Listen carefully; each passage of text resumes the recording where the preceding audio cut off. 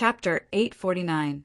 Whether it was because she didn't want to disappoint Song Tianyu or because she wanted to win the upcoming competition, Song Ying couldn't let her guard down about inviting the god of gamblers back into the game, even if she had to bring along a burden who didn't know anything to complete this task. Song Ying's movements were very fast. After Father Song gave his instructions in the morning, she personally found Luochio's temporary residence after lunch. This was the inner courtyard of my humble house, a place with multiple layers of security. Only members of the Song family had the right to live here. Master Chiu naturally didn't need to wait. Clatter! Song Ying placed a thick stack of books in front of Luochio, causing the table to vibrate. Luochio curiously picked up the topmost book and flipped through it a few times, then looked at Song Ying and asked, "Are these books for me?" The stack of books was about 40 or so thick, and without exception, they were all about red wine, covering the origin of red wine, brewing techniques, culture, and so on.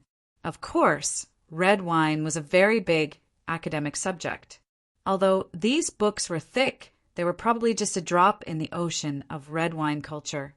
"For you to read," Song Ying said indifferently. "Next, we will personally visit the god of gamblers, so the knowledge in these books should come in handy. Don't worry, I won't be so inhumane as to make you memorize the contents backwards. I just hope that when we talk about red wine, you won't be dumbfounded. Just finish reading them tonight. Tomorrow, I will give you some impromptu wine tasting training." Reading over 40 or so books in one night, there were at least a dozen of them. Wasn't that inhumane? I will try my best to pick the ones that interest me. Luochio nodded, not angry. The packaging of these books wasn't ordinary, and they gave Luochio a heavy sense of history. With the Song family's financial resources, there was probably some precious information mixed in. Luochio had always held the attitude that the more knowledge, the better. Now that someone had come knocking on his door, he naturally did not intend to politely refuse. Song Ying, who had a certain understanding of Luochio's temper, was too lazy to care about Luochio's perfunctory tone. She directly said, "The god of gamblers doesn't have many hobbies, but red wine is one of them. Otherwise, he wouldn't have retired and built a vineyard for himself. I received news that the god of gamblers will be holding a new wine tasting at his manor the day after tomorrow. I'll get the invitation, so you can accompany me there. Consider it as an explanation to my grandfather." Luochio thought about it for a moment. In fact, he was already used to an environment where all the little things were properly arranged. Although he was only planning to go through the motions with Father Song's request, it wasn't good to be too inactive. With the extension of his vacation, some of his indifferent ideas showed signs of rekindling. Luochio didn't know to what extent he could recover, so he only wanted to find out, so he was very satisfied with Song Ying's arrangement. "It's been hard on you." Luochio nodded. "It's not hard at all. Your sister." Song Ying suddenly felt that there was something wrong with the context. Why did it feel like she had become this guy's assistant? Luochio just smiled and flipped through a few books. Then he picked one that he liked for the time being. But after reading a few pages, Luochio looked up. "Are you going to read it with me?" "I'm not free." Song Ying turned around and glanced at the silent Gan Hong before quickly walking away. Was Song Ying like this before? Luochio looked at the red wine book in his hand a few more times before suddenly asking, "When you were with her?" Gan Hong shook her head and said with some admiration, "Usually it's not like this, but there are only two people who can make Miss Ying helpless, and one of them is Master Chiu." "Another one?" Luochio asked with interest. "Yes, Master," Gan Hong said in a low voice. Luochio smiled knowingly and pointed to the book opposite him. "Don't just stand there. Take a look. It's quite interesting." Gan Hong shook her head. "It's useless for me to learn these." "There's no harm in learning more," Luochio said as he read. "Just think of it as killing time. Otherwise, you'll be very bored. Maybe you can go outside and relax. Then, I'll just read." Gan Hong sat down. Luochio randomly picked up a book and moved it in front of Gan Hong. She suddenly understood Master Chio's way of doing things. He easily created two different choices for people and then made them choose the one he wanted them to choose: reading a book or going out for a walk. As a bodyguard, Ganhong couldn't let her master out of her sight. Of course, she could choose not to read and just stand there.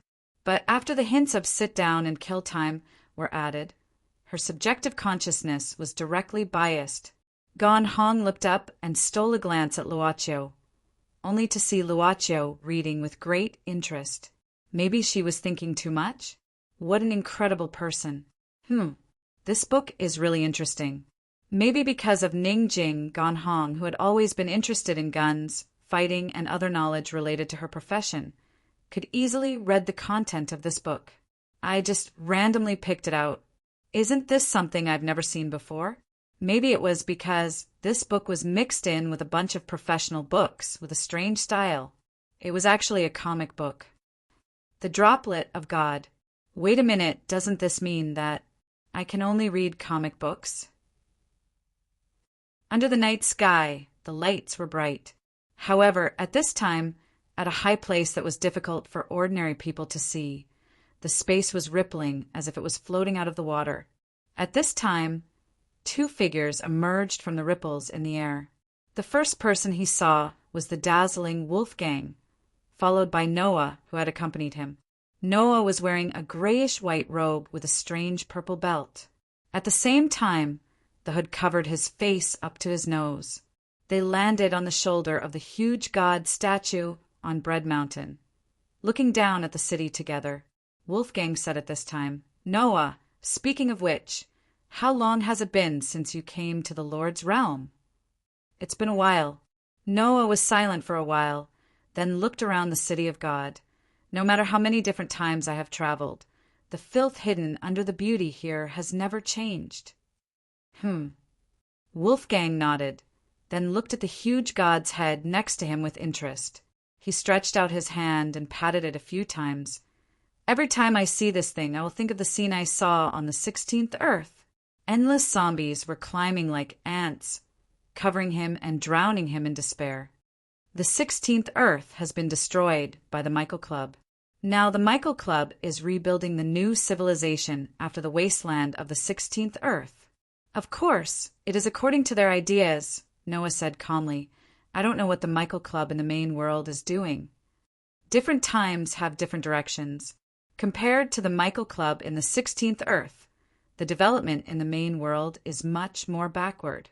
Wolfgang shook his head and said, "After all, it may not be the protagonist chosen by the main world to start the apocalypse, right? It's not conclusive yet. Don't judge too early." Noah waved his hand and closed his eyes. After a while, he opened his eyes again and said, "There are no traces of the lost zone around here. Wolfgang, your deduction of Lucifer's disappearance may be wrong." "No." Wolfgang couldn't help but be surprised. "But the notes in the wind are not found.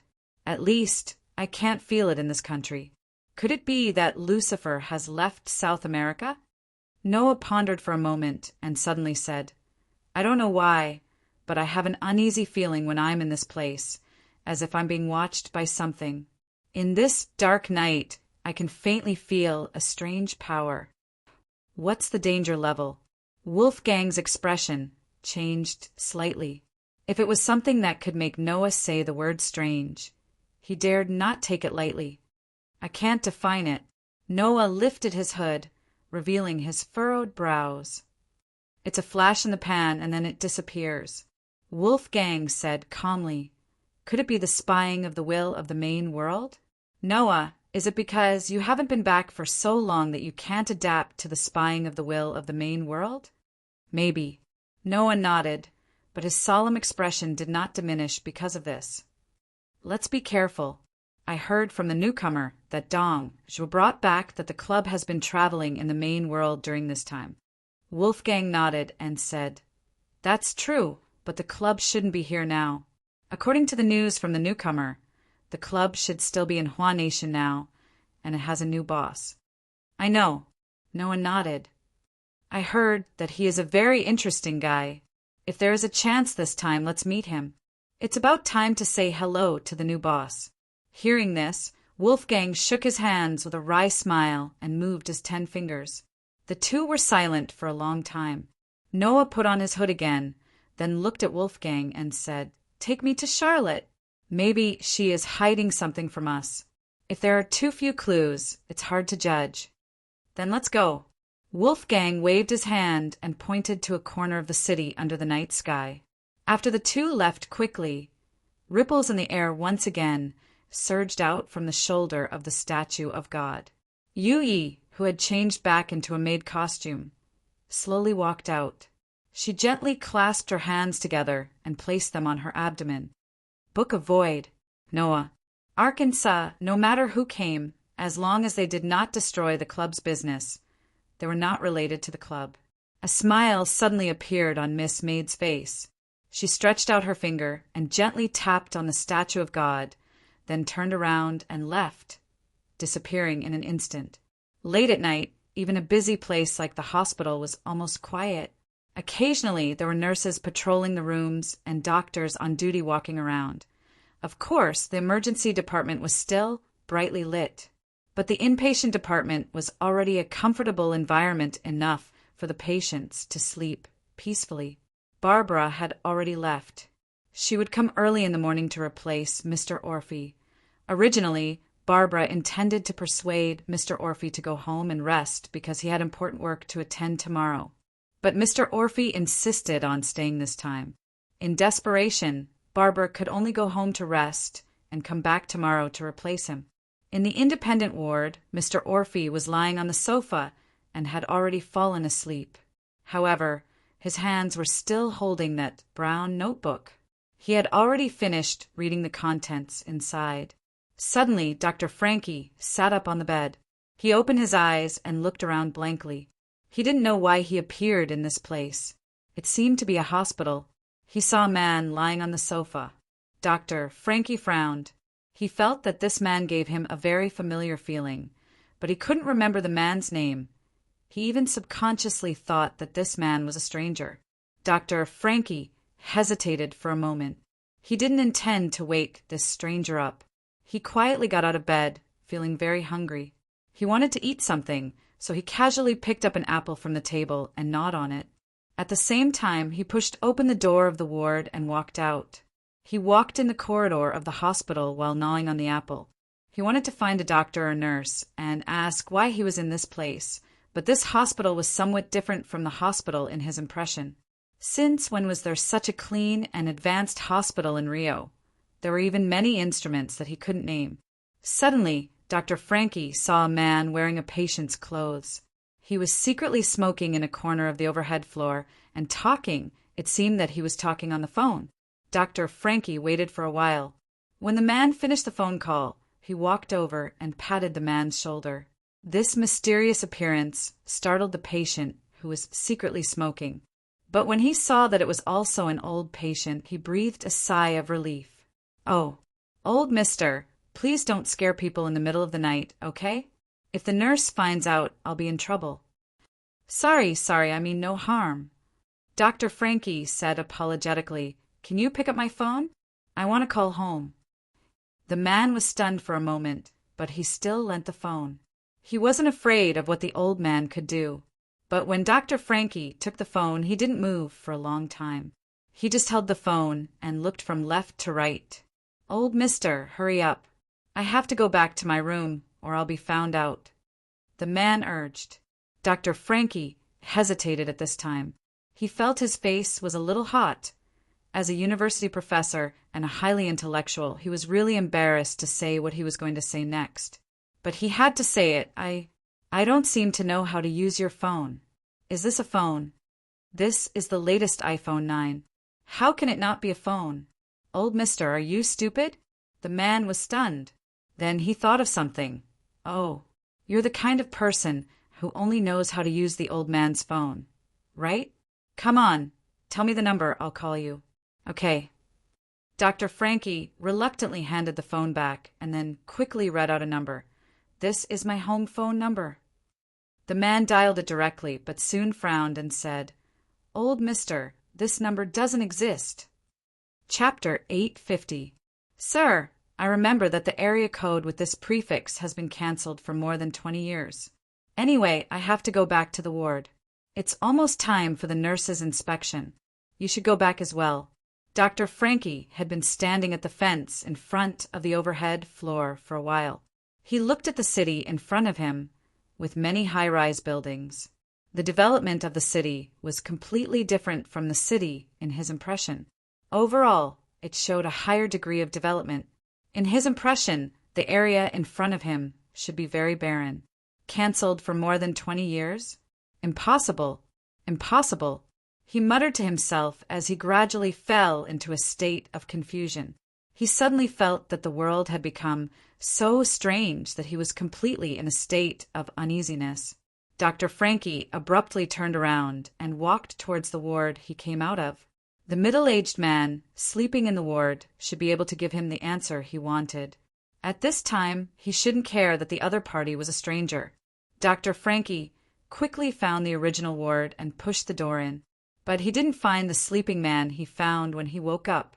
He just saw a suit jacket fell under the sofa.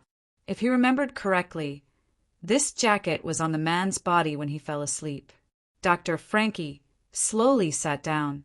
He subconsciously took the cushion next to him and hugged it. It seemed to give him a little sense of security. But subconsciously, Dr. Frankie always felt that he needed to do something very important. But he didn't have a specific memory of what it was. He desperately wanted to remember what that thing was. But his brain seemed to have been implanted with a pressure pump. It was expanding crazily, causing him to hold his head in pain. His body seemed to be resisting him to remember what he needed to do. Dr. Frankie seemed to be trapped in an endless loop. He wanted to remember, but the pain was worse, so he felt that it was very important at this time. So he wanted to recall more pain. More wanted to recall more until the door was opened in a hurry. Because the door was opened in a hurry, the door lock directly hit the wall, making a bang. This sound was like a needle piercing a balloon. Dr. Frankie's mind was roaring at this time, but he immediately calmed down.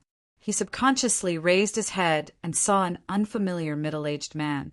At this time, the middle-aged man was gasping for breath. His head was full of hair, and his face was pale. He held a notebook in his hand and stopped in front of the door. He seemed to breathe a sigh of relief. Then, with a somewhat unfriendly expression, he quickly walked in and said angrily, "How could you walk off to who knows where without saying a word?" Dr. Frankie opened his mouth and said hesitantly, "Who are you?" Patter, the sound of the notebook falling from his hand. At this moment, Mr. Orphe's anger had completely disappeared. He looked at the confused Dr. Frankie in disbelief. The doctor was sending Dr. Frankie's body into a sophisticated instrument for examination. As the president of this hospital, he should be resting at home in the middle of the night. However, he was still dragged out of his home. In fact, there was no special reason, but compared to Mr. Orphe, a president like him could only accept his fate. The examination had been done for more than 2 hours. Mr. Orphe had been standing behind the doctor silently all the time. This made the doctor feel an unprecedented great pressure, as if the invigilator was standing behind him in an important exam. Finally, the conveyor bed of the instrument sent Dr. Frankie out. The doctor pressed the button and called 2 medical staff. "Okay, bring the patient out." In fact, Dr. Frankie had already fallen into a coma. Halfway through the examination, Dr. Frankie had already fainted. At this time, the doctor looked at the image of Dr. Frankie's body on the screen, sweating profusely. He was speechless for a while. Mr. Orphe didn't wait long before frowning. "Any result?" The doctor gulped and said hesitantly, "I've never seen such a strange situation. The patient's body index is so low that it makes one's hair stand on end. To be honest, he's on the verge of death." At this point, the doctor sneaked a peek at Mr. Orphe. Seeing that the country's minister's face was so gloomy that it made one's heart turn cold, the doctor had no choice but to continue. But the patient's brain is very active. The value is 10 times that of a normal person. It's like, say it, Mr. Orphe said in a low voice. The doctor gritted his teeth It's like his brain is mobilizing all the body energy to support this change and maintain this super high activity. Can't it be stopped? Mr. Orphy found the key to the problem. The doctor sweated profusely, according to the current situation. Even if he falls into a coma, this state can't be stopped. It will only continue. I didn't find any symptoms similar to cancer in the brain sketch. This seems to be a natural change of the body, but how can the human body produce such a change? We know the brain has a protective mechanism. When it's too dangerous, the brain will even cut off some things. For example, when the pain exceeds the limit, the brain will automatically enter a state of shutdown. I said, "Can it be stopped?" Mr. Orphy pressed on the control panel and stared at the gray-haired doctor. "I can't think of a solution for now." The doctor had to be conservative, but I can find a few brain experts to study it together, but it will take time. Didn't you say his condition is very dangerous? You still have time for a meeting? Mr. Orphy's eyes twitched. The doctor had to say in a hurry, "Although we can't stop this crazy life extraction temporarily, we can't stop it. I can use medicine to supplement the patient's consumption. It should be able to maintain it for a while." Mr. Orphy was anxious, but he didn't lose his mind. However, his gaze became more and more frightening. "Hurry! Who do you need to find? Tell me, and I'll send it over." This hospital doctor, didn't doubt such a promise. Even if it was someone sentenced to death, he could probably dig him out from the prison. This was Mr. Orphy, but the sun hadn't risen yet. He was so sleepy. Caroline was woken up by the bell outside the dormitory. This seemed to be a design by the hospital to prevent students from sleeping in and learning. Of course, for people like Caroline who had nothing to do with learning, such a harsh bell was simply an inhuman design. Caroline yawned and got up. She found that she had slept on the sofa for the whole night. Caroline glanced at the blanket draped over her, then looked around in confusion. She found that Arnold was still sitting at the desk at this time, and the desk lamp was still on. It seemed that he had been reading all night. Caroline sneered subconsciously with Arnold on her back. She already knew the true identity of Arnold, and she suddenly felt that this guy really spared no effort in acting as Arnold. "You didn't stay up all night reading, right?" Caroline rubbed her face and tried to look surprised. Hearing this, Arnold put down the pen in his hand, rubbed the bridge of his nose, and then glanced at the electronic clock next to him. "Is it already this time?" He turned the chair and looked at Caroline. Caroline looked at the fatigue on Arnold. It was obvious that he hadn't slept all night, but she didn't know what he did in the middle. While muttering in her heart, Caroline said, "Why don't you take a rest?" "No need. The exam time is almost up." Arnold shook his head. "I'll take a shower and go out. Then I'll make you a cup of coffee?" Caroline nodded. "Thank you." Arnold smiled slightly and walked straight into the bathroom without saying anything. Taking advantage of this, Caroline walked to the desk and took a look.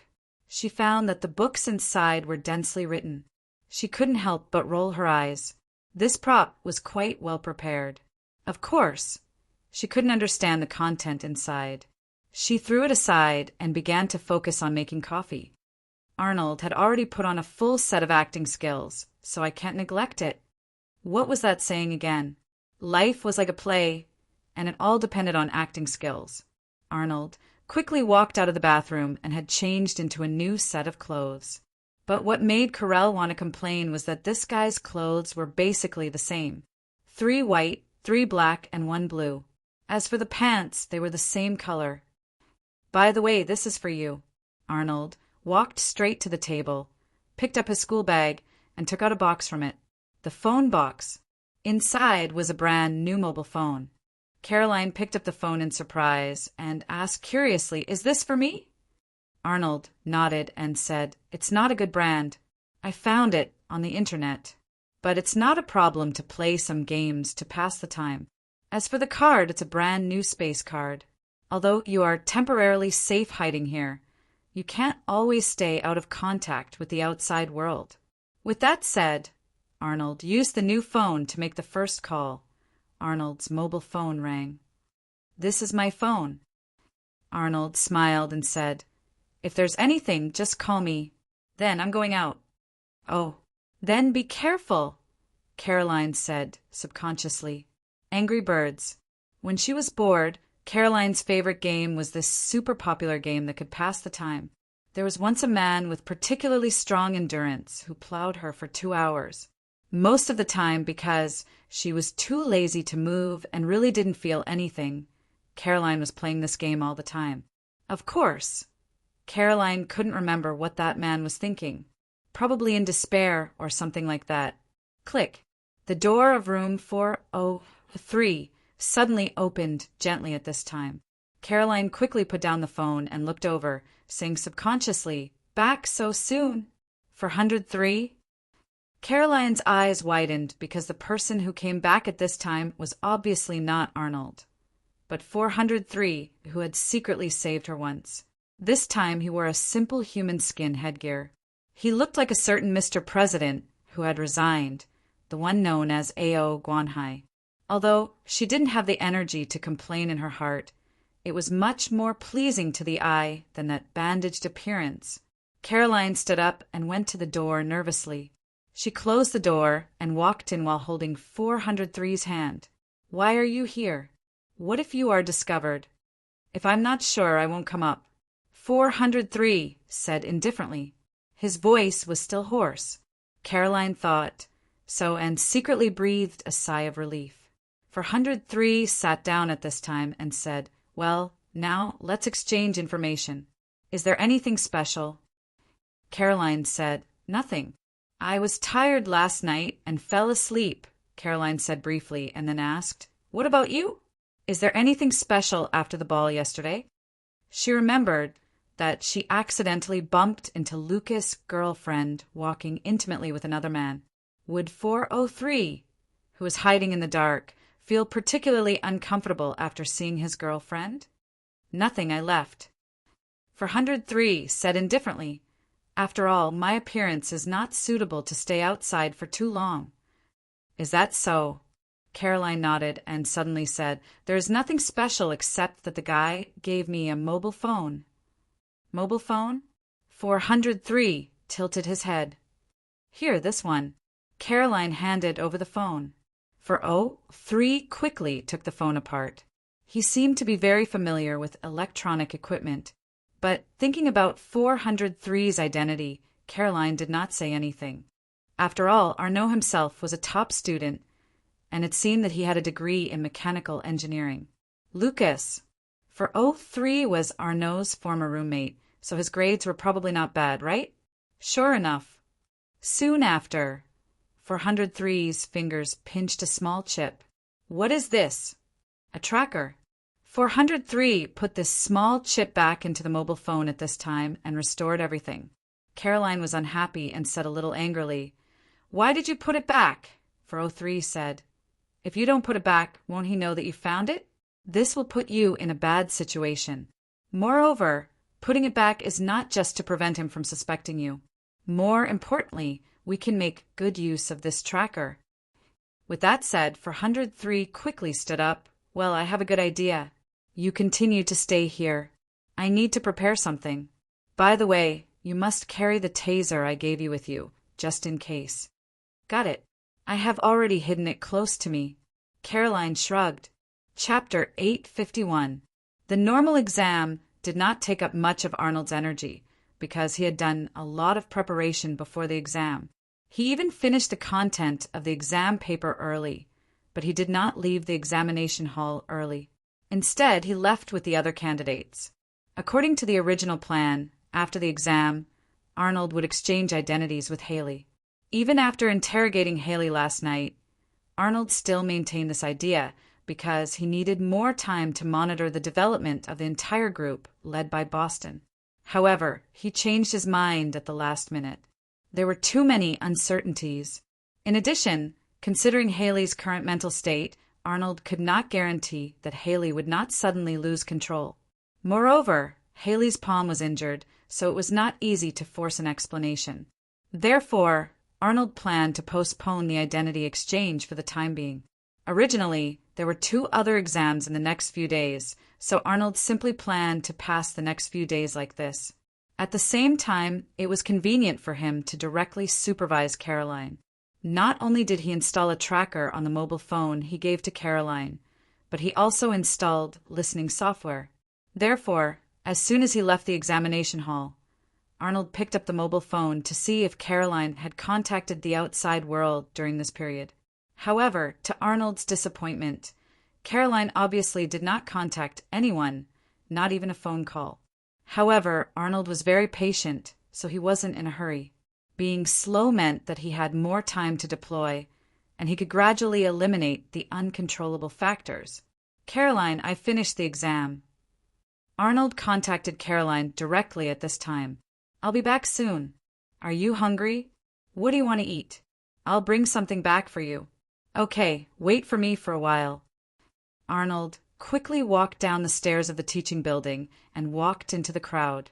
At this time, a girl in the crowd who had also come out of the examination hall saw him. She seemed to have thought of something and hurried over. She seemed to want to stop Anua, but Anua quickly walked into the crowd and disappeared after a few glances. Shauna, what happened? Soon, another man walked to the girl's side, intimately put his arm around the girl's waist, and asked with concern. The girl named Shauna shook her head and said casually, "It's nothing. I saw an acquaintance that I rarely see, so I wanted to ask him something, but I won't be able to see him in a while." The man didn't mind. He just nodded and considered where to eat with the girl next. Sean listened to the man's suggestion, and a smile gradually appeared on her face. The two slowly left. If Caroline was here, she would have found this girl named Sean. She had already seen her once, because Sean was the girl in that photo who was very close to Lucas. Caroline was still playing the birdie game in room 403, waiting for Arnold to come back. But before Arnold came back, there was a quick knock on the door. This made Caroline suddenly nervous. If it was Arnold, he would naturally open the door and come in directly. But Caroline soon relaxed, because the guy who knocked on the door left after passing a note through the crack in the door. After glancing at the contents of the note, Caroline confirmed the identity of the mysterious person who left for 103. But when Caroline saw the contents of the note, she fell into a dilemma, because what 403 wrote on the note asked her to do next. Caroline felt a slight pain in her balls. Falling in love. Falling in love. Caroline was taken aback. Does this mean that I have to use a honey trap or something? Caroline didn't resist selling her body. The key was that in the 19 years of her life, she didn't know what love was. Love was not sex. If it was sex, she guaranteed that she would be a master. But if it was love, she could only be regarded as a rookie and a fighter among rookies. Caroline rolled her eyes, tore the note into pieces, and flushed it away with the toilet like washing away dog feces. She raised her middle finger at the whirlpool in the toilet. At this time, the door of the dormitory opened normally. Caroline heard the sound and walked out in a hurry. She saw Arnold walking back with a bag of food. She suddenly walked up to Arnold, then put one hand on Arnold's shoulder, tilted her head and said, "Hey, buddy, do you want to go on a date with me?" "Huh." Arnold showed a very puzzled look. Caroline laughed and said, "Actually, it's because I'm too idle, so I want to go out for a walk, just like the masquerade party you took me to yesterday. Didn't you say it was quite safe yesterday?" Arnold secretly cursed Haley in his heart. Going out was equivalent to an increase in the variable factor. How could it be more stable than just staying in the dormitory? But considering that Caroline could also sneak out quietly when he went out. Wait, why did she suddenly ask to go out?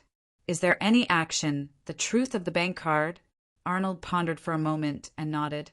"Okay, where do you want to go?" Caroline rolled her eyes and said, "Please, since it's a date, of course, you as the man should decide where to go. Anyway, the final stop is the Clock Hotel or something like that, right? Dating equals having sex." This was basically Caroline's understanding.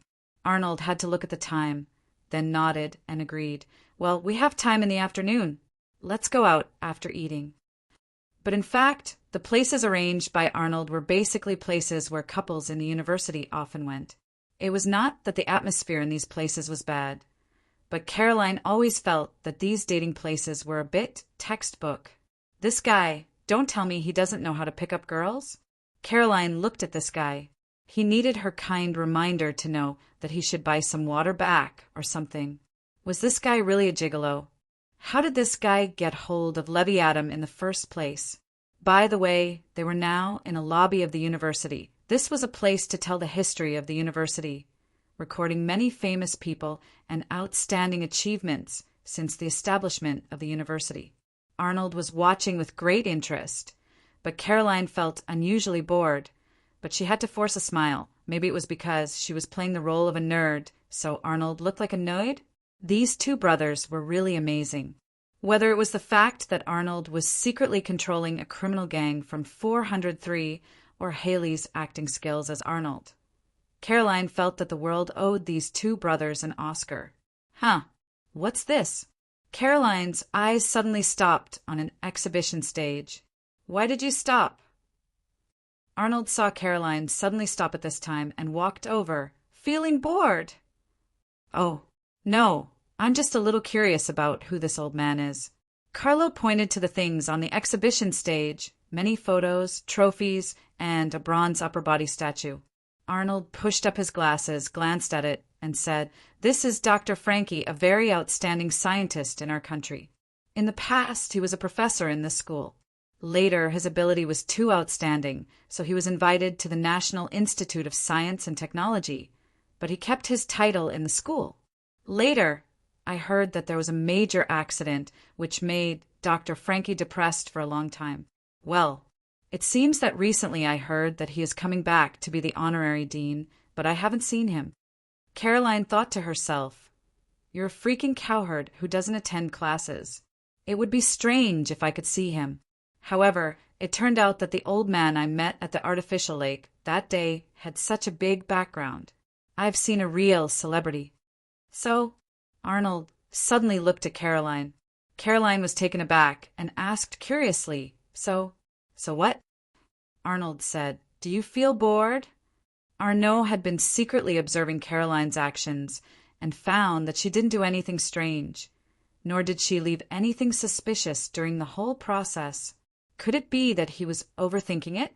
She was just trapped for too long and simply wanted to come out for a walk to relax? Caroline shook her head. It's not boring. Instead, it's quite interesting. Looking at these people, I feel like I'm looking at another world. A world that's completely different from mine. Caroline's words were filled with emotion. In this city's top university, no matter where, it revealed that she was out of place. The vitality they had was something Caroline was both afraid and envious of. "Do you want to change?" Arnold suddenly asked. Caroline opened her mouth and suddenly found that she didn't know how to answer such a question. In her impression, no one had asked her such a question. She wanted to say something several times but hesitated. Finally, she shook her head and gave the answer, "I don't know. Maybe it's impossible to change.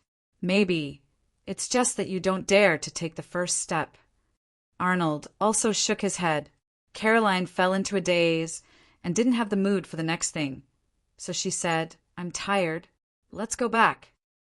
10 hours had passed since Dr. Frankie's body had undergone a precise examination. The hospital set up a group of experts and had a long and difficult discussion on Dr. Frankie's illness. Mr. Orphy participated in the whole process. It was because of the presence of this national bigwig that these experts at the seminar tried their best. They worked even harder than when they took the doctor's license. At the seminar, the experts struggled until their faces turned red, but they couldn't come up with a feasible plan that could convince everyone. "I'll leave for a while." Mr. Orphy couldn't stand it anymore.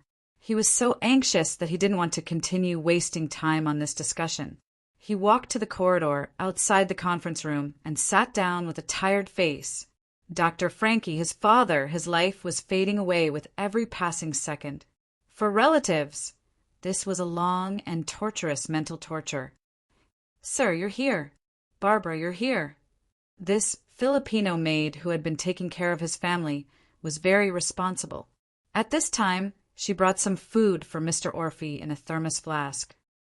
"Sir, Louis will be on holiday tomorrow. What do you think?" Barbara sat down. Mr. Orphy frowned and finally shook his head in silence. "Just say he's on a business trip. Don't come over these 2 days. Stay at home and take care of Louis." "Okay." Barbara still wanted to say something, but there was a rush of footsteps at this time.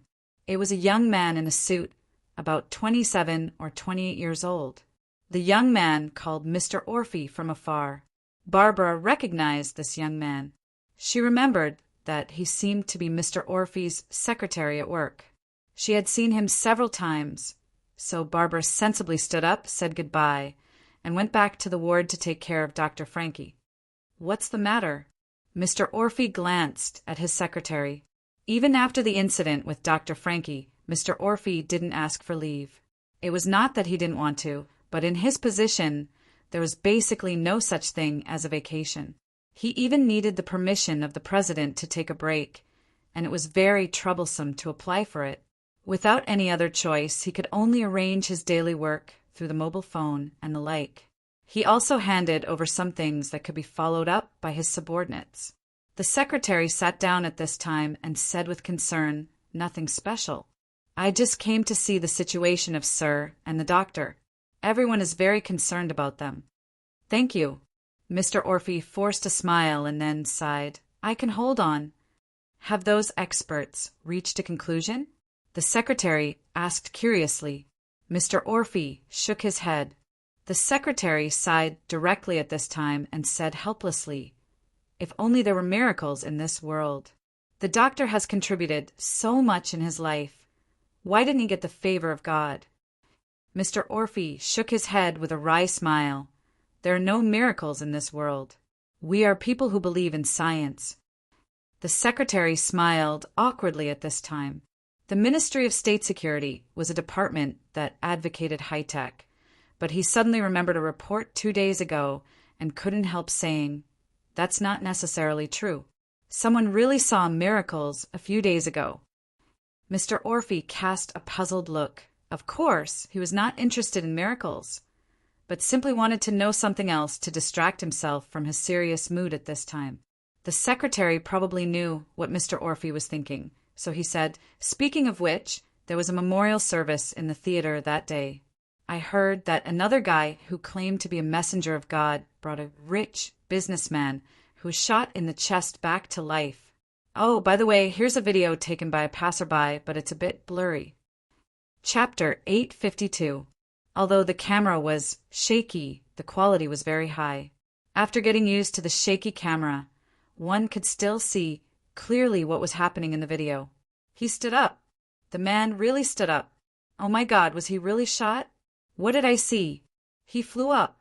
He flew up. God! Of course, there was also the voice of the person who shot the video. Mr. Orphy frowned the whole time. Decades of worldview told him that the content of the video was fake. He was looking for a flaw in the video, until finally the masked emissary of God suddenly soared into the sky and disappeared. Mr. Orphy pressed the stop button. At first, he was still trying to find a loophole in the video, but when he saw the emissary of God flying into the sky, Mr. Orphy concluded that it was a prank video. It was very likely that special effects had been added to the video and had been edited. Cash's film technology was so advanced that it was not difficult to make such a video. Seeing that his superior was not in the mood to watch the video, the secretary took back his mobile phone. Mr. Orphy suddenly asked, "Have you found out the origin of this video?" Actually, Mr. Orphy didn't need to worry about this kind of thing. The National Security Department naturally wouldn't care about this kind of trivial matter. But Mr. Orphy urgently needed something to divert his attention, so he asked directly, "Oh, he is the son of a factory owner, one of the hostages of the theater robbery." The secretary said seriously, "Superior, didn't you ask us to thoroughly investigate everyone on that day? We found this video in the process. Besides, the man who was shot in the video is a rich businessman named Bison." Mr. Orphy frowned. He keenly sensed that something was not right. It was rather strange, but he could not figure out what it was. So he asked directly, "What do you think?" The secretary sorted out his thoughts. Rising up and flying up into the sky are generally scenes in science fiction. This guy probably wants to upload this video to the website. But if it's just to make money with Bison's wealth, he doesn't need to do this kind of thing. Bison doesn't lack fame and wealth. Yes, that's the strange part. Mr. Orphy nodded. This was exactly what he felt was illogical. He suddenly looked at his secretary. This matter isn't that simple. The secretary nodded. According to the information of the investigators, Mr. Orphy has been very suspicious. From that day onwards, Mr. Besson had been anxiously inviting a lot of people to his private villa to hold some mysterious ceremonies. In recent days, more and more people have joined, and they are all rich businessmen and celebrities. Then the secretary showed Mr. Orphy another set of photos on the phone. "Sir, these were secretly taken by our people. In the photo, almost all of them were wearing strange black robes and seemed to be performing some kind of ritual. Among these people, there was also a man wearing a carnival mask who seemed out of place. This is the messenger of God in the video." Mr. Orphy frowned. The secretary nodded. According to the figure, it is the same person. Mr. Orphy was silent. After a while, he asked, "What do you think?" The secretary said, "According to the clues we have so far, I suspect this is a new religious organization. Of course, for now, this organization hasn't done anything illegal." Mr. Orphy said in a low voice, "Since they are all rich businessmen, I'm afraid this religious organization is suspected of illegally accumulating wealth. Well, you can talk to the local police station and let them follow up. If this religious organization was simply a scam, the Ministry of State Security would not have to deal with this matter. This was just something that the Ministry of State Security had unintentionally uncovered during the investigation of the hostage case, and it could be easily dealt with by another violent organization that the public was more familiar with." During the conversation, the experts in the conference room came out one by one. Mr. Orphy looked at the dejected faces of these medical authorities. He already had the worst guess in his heart, and his face didn't look good. "Mr. Orphy, I'm sorry, I'm afraid we can't come up with a feasible and effective treatment plan in a short time." The attending doctor said helplessly, "It's the first time we've encountered this kind of case. We can't find any reference material." Mr. Orphy waved his hand and said in a low voice, "I don't want to hear this. Just tell me, what do you plan to do now?" The experts looked at each other. In the end, the doctor in charge braced himself and said, "I think we can maintain the patient's life as much as possible. After all the test results are out, we may be able to find some clues. In addition, there are many excellent brain experts abroad. We will try to contact them. Don't worry, we will do our best to treat the patient." "Okay," Mr. Orphy nodded. "At least we didn't hear the worst. You can go back to your work." After sending the experts away, Mr. Orphy fell silent. He frowned as if he was making a difficult decision. In the end, Mr. Orphy gritted his teeth and looked at his secretary, sent an application to the office of the president. "I want to take a long vacation." After making this decision, for some reason, Mr. Orphy suddenly felt like he had stopped, as if he had suddenly stopped in the middle of an endless marathon. After this, Mr. Orphy planned to stay in the hospital permanently. However, to his surprise, several guests came to the Research Institute in the evening. The leader was the director of the Research Institute, whom he was familiar with. As for the others, they were all senior national talents in the existing Research Institute. "Orphy, how's Frankie doing?" The dean asked Dr. Frankie out of concern. "Not very good." Mr. Orphy told the truth. The director was a little hesitant at this time. Looking at the several old pedants who came with him, he wanted to say something, but stopped on second thought. Mr. Orphy frowned. "Why are you here?" The director gritted his teeth and said seriously, "You may feel unhappy if I say this, but But we need Francis very much. I don't know what happened to him, but I'm sure of one thing. The things he wrote for us can make an unprecedented breakthrough in our aerospace technology. It even shows me the possibility of catching up with the big countries.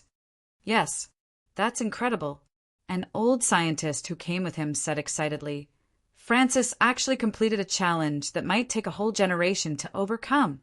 He's the greatest genius in our country. So what do you mean? Mr. Orphy suddenly felt disgusted. It was because of this spirit of sacrifice for science that he had suffered the pain of having his family destroyed once. Are you going to drag my father back? You want to take a patient who is lying on a sickbed and can't be guaranteed to survive to a high-intensity workplace for your so-called major breakthrough? That's not what we mean. The director hurriedly comforted Mr. Orphy and said seriously, We're also concerned about Francis's health. We're not as relaxed as you are. Orphy, please understand that we need him very much. Therefore, when Frankie recovers, I hope that you can stop stopping him and let him come back. We need him. As he spoke, the dean and the other elders beside him began to plead with Mr. Orphy. Don't bother me. Mr. Orphy directly drove the director and the others away, and then slammed the door of the ward. Soon after, the sound of footsteps came from outside the door. It was the sound of the director and the others leaving. Mr. Orphy took a deep breath and then walked to the glass window, looking at Dr. Francis, who was in the ICU with various equipment connectors all over his body. He reached out and touched his father, who he couldn't touch at all through the glass window, and said with a bitter smile, I know they need you, no lie. That kind of shining gaze. You and Maggie both had it, I know. Mr. Orphy closed his eyes and murmured, I know. It's time to eat, Haley. Boston knocked on the door and then sent the lunchbox in through a small window under the door. This room was specially made and was usually used to lock up those disobedient guys. Of course, it was also used to imprison hostages at some time. Of course, since they met Arnold, Boston, and the others hadn't done such a time-consuming and profitable job like kidnapping for ransom for a long time. When can I go out? Didn't you say I'll change back today? Haley said anxiously from inside the room. Boston just sneered and didn't even answer, and then closed the window under the door. Just as he turned around, he heard the sound of things being thrown from inside. Boston sneered and ignored it. You stay here, I'll go out for a while. Boston walked to a guy who was taking drugs, lifted his leg, and said with a frown, Take less! The little brother made an okay gesture, but he shook his head. Poston furrowed his brows and decided not to pay any attention to him. He left this place, but before going out, he locked this place from the inside. He even hung a chain on the door. When Arnold was here, he was very strict and asked them to be very, very careful in everything. But sometimes Boston felt that this was too cowardly. Of course, cowardly was cowardly, but since he started following Arnold, his gang was getting richer day by day. Then came the problem.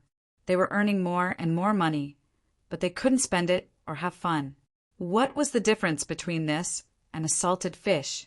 So after leaving this person behind, Boston naturally planned to go out and have some fun.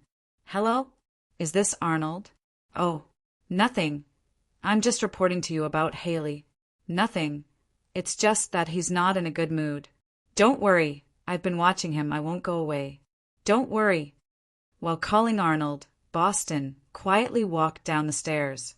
In the darkness, after seeing Boston leave, a figure walked out of the darkness and then slowly climbed up the stairs from where he came out and finally came to the door of the house with a chain hanging on it. This guy who quietly came up the door was wearing a dark brown hood, and after lifting it, his head was covered in bandages. His eyes were filled with terrifying blood vessels. He was 403. 403 put his ear on the door, and after listening for a while, a string of tools for unlocking came out. His skills were not excellent, and it took him some time to open the chain and lock on the door. She gently opened the door to room 403 and heard the sound of music coming from the room. The guy who was taking drugs was lying on the sofa with a weird smile on his face. He looked like a drunkard who was delirious. 403 quietly walked in front of this guy, looked at some of the unfinished meatballs on the table, picked them up with one hand, and directly stuffed them into this guy's mouth. The guy who was taking drugs became even more high. He couldn't find anything at all and didn't even know where he was. He was completely immersed in a psychedelic world. 403 turned off the noisy music in the room and then came to the door of the room where Haley was imprisoned and knocked a few times with a little force. After that, 403 directly sent an envelope into the room through the small window under the door. At this time, Haley, who was in the room, heard the noise. He, who was sitting in the corner and looking at the mess on the floor, suddenly got up. He naturally noticed that the music had stopped all of a sudden. Who is it? Haley had an intuition that something had happened outside. At this moment, when he saw the envelope that was sent in from under the door, he quickly asked, "Who is it? Who is outside?" But Haley didn't get any response. Haley frowned and picked up the envelope on the floor. There were several photos inside. One was a photo of a woman and a man eating in a restaurant. The woman even gave the man a strawberry with a fork, and both of them were talking and laughing. Another photo was a photo of a woman and a man walking slowly in the shade of a tree. Another photo was a photo of a man holding 2 ice creams, walking toward the woman. The woman was Caroline, but the man was not Haley. Who is it? Who is outside? What does this mean? Who is it? Who is outside? Haley suddenly seemed to be touched by something. He suddenly fell to the ground and looked outside through the small window under the door, but he only had time to see a pair of feet leaving, closing the door outside.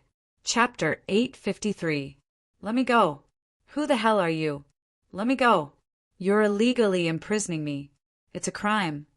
Let me go. Through the glass, Zhang Tai could see that some medics were pressing down Dr. Frankie's hands and feet with difficulty. Of course, it was not because these medics couldn't control Dr. Frankie, but because they were afraid of hurting Dr. Frankie. Therefore, it was very difficult for them to suppress Dr. Frankie. This was already the 3rd day after the first meeting of the expert group. Mr. Orphy's face was full of stubble, and he hadn't left the hospital during this period. His red eyes and dark circles made Mr. Orphy's image look terrible. Mr. Orphy, Dr. Frankie's memory regressed again, but his brain activity is more active than yesterday. The attending doctor looked at the report in his hand. Mr. Orphy said faintly his memory should be when he was about 26 years old. The attending doctor was stunned and then hurriedly flipped through the various reports in his hand. When he was about 26 years old? Mr. Orphy sighed. He just said that he would accompany me to watch Boz's championship match. This is the match he promised to take me to watch when I was 8 years old. It's a birthday present. In order to find out the cause of Dr. Franch's disease in more detail, Mr. Orphy had already revealed Dr. Franch's Alzheimer's disease. By various means, he had found the doctor who secretly treated Dr. Franch's disease and obtained Dr. Franch's medical records for the past 2 years. However, these records still couldn't explain Dr. Frankie's brain activity at this time, because the brain crazily extracted nutrients from the body. Dr. Frankie woke up for a very short time each day, but every time he woke up, his memory regressed. He's getting younger and younger. When they thought of this, some of the doctors in the expert group could not help but come up with a hypothesis. Would Dr. Frankie's memory eventually regress to the time when he was a baby and become an ignorant baby in the end? Perhaps when his memory regressed to the time when he was a baby, it would be the end of his life. Let me go. Let me go. The medical staff was injecting tranquilizers into Dr. Frankie, which could slightly suppress the activity of his brain. However, when he woke up, his activity would further increase. This could only be a method of drinking poison to quench thirst. Seeing Dr. Frankie's half-closed eyes, Mr. Orphy suddenly quivered. Stop! Stop them! Mr. Orphy, if we stop now, we won't be able to inject the doctor with nutrient supply. His body won't be able to take it anymore. I said stop. Mr. Orphy, grabbed the collar of the attending doctor with one hand. The fierce aura he had accumulated over the years suppressed the attending doctor so much that he could not even breathe properly. He could only quickly shout for the medical staff to stop. At this moment, Mr. Orphy directly broke into the intensive care unit. He untied the restraints on Dr. Frankie's hands and feet. Looking at Dr. Frankie, who was half awake due to the crazy consumption of energy, Mr. Orphy reached out and took a bottle of synthetic nutrient solution from the side. "Listen, you want to leave, don't you? You want to take your son to Boz's game, don't you?" Mr. Orphy glared at Dr. Frankie. "If you want to go out, I can take you out. But you have to eat up all these food for me. If you agree, nod your head." Dr. Frankie nodded with difficulty. Mr. Orphy carefully fed the nutrient solution into Dr. Frankie's mouth and let him drink it. These nutrient solutions actually contain sleeping ingredients. After Dr. Frankie took it, he quickly fell into a state of drowsiness. The attending doctor wiped his sweat and walked in at this moment. He sighed and said he finally ate it. However, the known nutrient supply is almost unable to keep up with Dr. Frankie's consumption. "Mr. Orphy, perhaps we should consider a backup plan." Every time he would use a more advanced nutrient supply, and Dr. Frankie's body would quickly adapt to the external energy replenishment. Soon, the nutrient supply that could be produced with current technology would not be able to keep up with Dr. Frankie's consumption. At that time, if a solution could not be found, therefore, the expert group proposed a final solution. That was to freeze Dr. Frankie's body. In a situation where the current technology could not solve the problem, the only choice was to freeze Dr. Frankie and wait for the day when the technology would make a breakthrough in the future. At this time, Mr. Orphy carried Dr. Frankie up and seemed to be planning to leave the intensive care unit. The attending doctor was shocked. "Mr. Orphy, what are you doing?" Mr. Orphy took a deep breath and said, "Help me contact the Frozen Man Company in Europe." "Has he made a decision in his heart?" The attending doctor stared blankly as Mr. Orphy carried Dr. Frankie away. At the last moment, he subconsciously shouted, "Where are you taking him?" "To watch the game." The car was driving fast on the road. Behind it, there were several cars of the same model, and behind them there was also a white ambulance.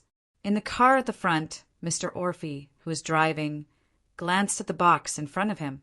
It was filled with high-concentration nutrient supply brought out from the hospital. "Oh, I don't like this taste. Do you have orange-flavored ones?" In the passenger seat, Dr. Frankie frowned and wanted to spit out the meatball that he had just eaten. However, Mr. Orphy reached out and covered Dr. Frankie's mouth. "You need to swallow it. Otherwise, I won't take you to the court." "Okay, Nagy Matthew." Dr. Frankie shook his head and reluctantly gulped. It seemed that not only was his memory regressing, but his memory was also in disorder. At this time, Dr. Frankie recognized Mr. Orphy as one of his old buddies, Mr. Matthew, the curator of the Science and Technology Museum. "Hey, Matthew, are there so many buildings around here? Why can't I remember?" Dr. Frankie looked at the scenery outside the window with interest at this time. Mr. Orphy did not know how the world in Dr. Frankie's eyes was structured. He could only follow the meaning of Dr. Frankie's words, so he could only helplessly say, "This world is changing with each passing day. You stay in the laboratory all day, so of course you don't know the changes in the outside world." Dr. Frankie, on the other hand, laughed disdainfully. "Nonsense! The changes in the world come from technology. If it weren't for the technology developed by us scientists in the laboratory all day long, how could the world change? We know better than they do. I didn't mean to deny you." Mr. Orphy shook his head. Dr. Frankie frowned at this time. "Matthew, did we miss the time? Is Orphy really waiting for me at the stadium? Oh, it's all my fault. I actually forgot about this. If you hadn't reminded me, I would still be in the office grading test papers." At this time, Dr. Frankie should still be a teacher in the National University, far from being recruited to the National Scientific Research Institute. "When did I remind you?" Oh yes, I reminded you. Mr. Orphy sighed. You really often forget about your family because of work. It can't be helped, can it?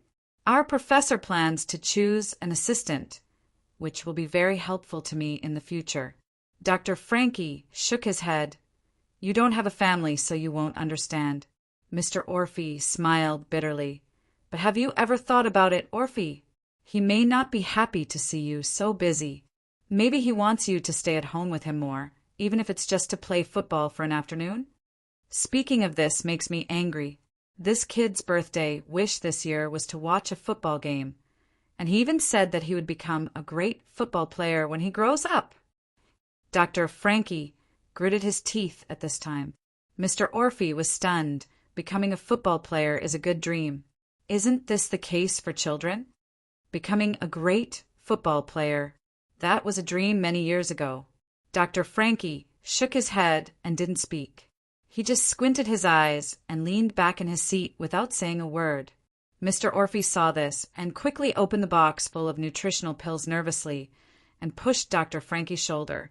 Frankie, don't sleep, we're almost there. Frankie, have some candy. Frankie. Matthew, don't disturb me. Dr. Frankie opened his eyes at this time, slapped Mr. Orphy hard and scolded. I'm so sleepy, I can't sleep for a while. You just ruined my good dream, do you know? I just dreamed that Orphy grew up and married a beautiful bride, and he was taking the wedding ring of the pledge from my hand. Bastard.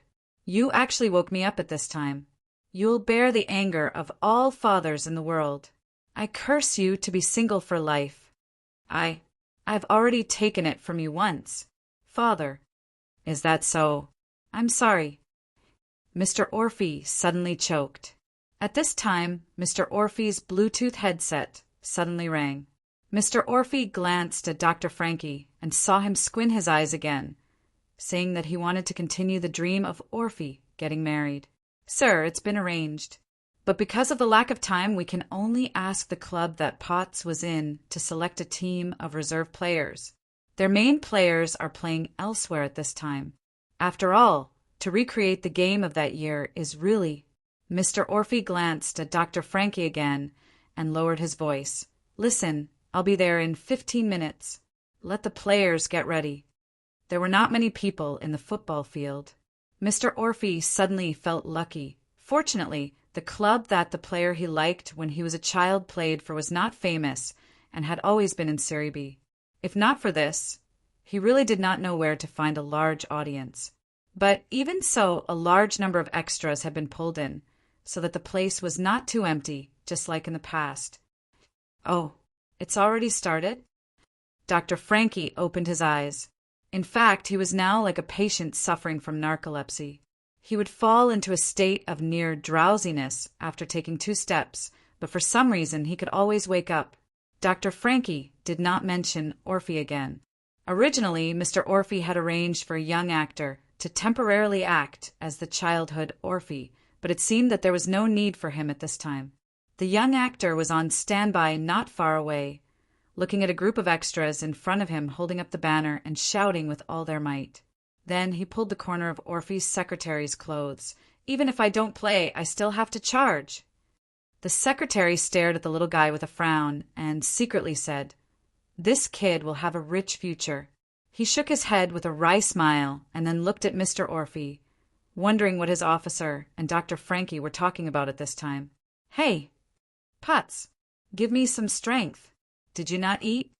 Like a young man from this old body that was about to collapse, he was now bursting with the vitality of a man in his prime. Mr. Orphy was a little worried and pulled Dr. Frankie, who wanted to rush out of the auditorium. Frankie, old man, can you be a little more civilized? Oh, I'm sorry, I was too excited. Dr. Frankie sat down and then looked around. Matthew, have you seen Orphy? He seems to have disappeared. With that, Dr. Frankie stood up anxiously again. Mr. Orphy was stunned. It seemed that his father had just remembered this matter. He hesitated for a moment and gave up the idea of asking his secretary to call the young actor. He said directly, Have you forgotten? Orphy went to the bathroom. Oh, is that so? Dr. Frankie nodded and sat down again. He shook his head and said, In fact, I'm too angry to watch this. I'd rather stay in school and continue to mark papers or do experiments." Mr. Orphy smiled. "You don't like sports in the first place." Recalling the time when Dr. Frankie brought him to watch this match, Mr. Orphy smiled subconsciously as he recalled how he slept for the entire second half of the match in the chaotic environment. Dr. Frankie shook his head and muttered, "Orphy likes it. You'll understand when you become a father."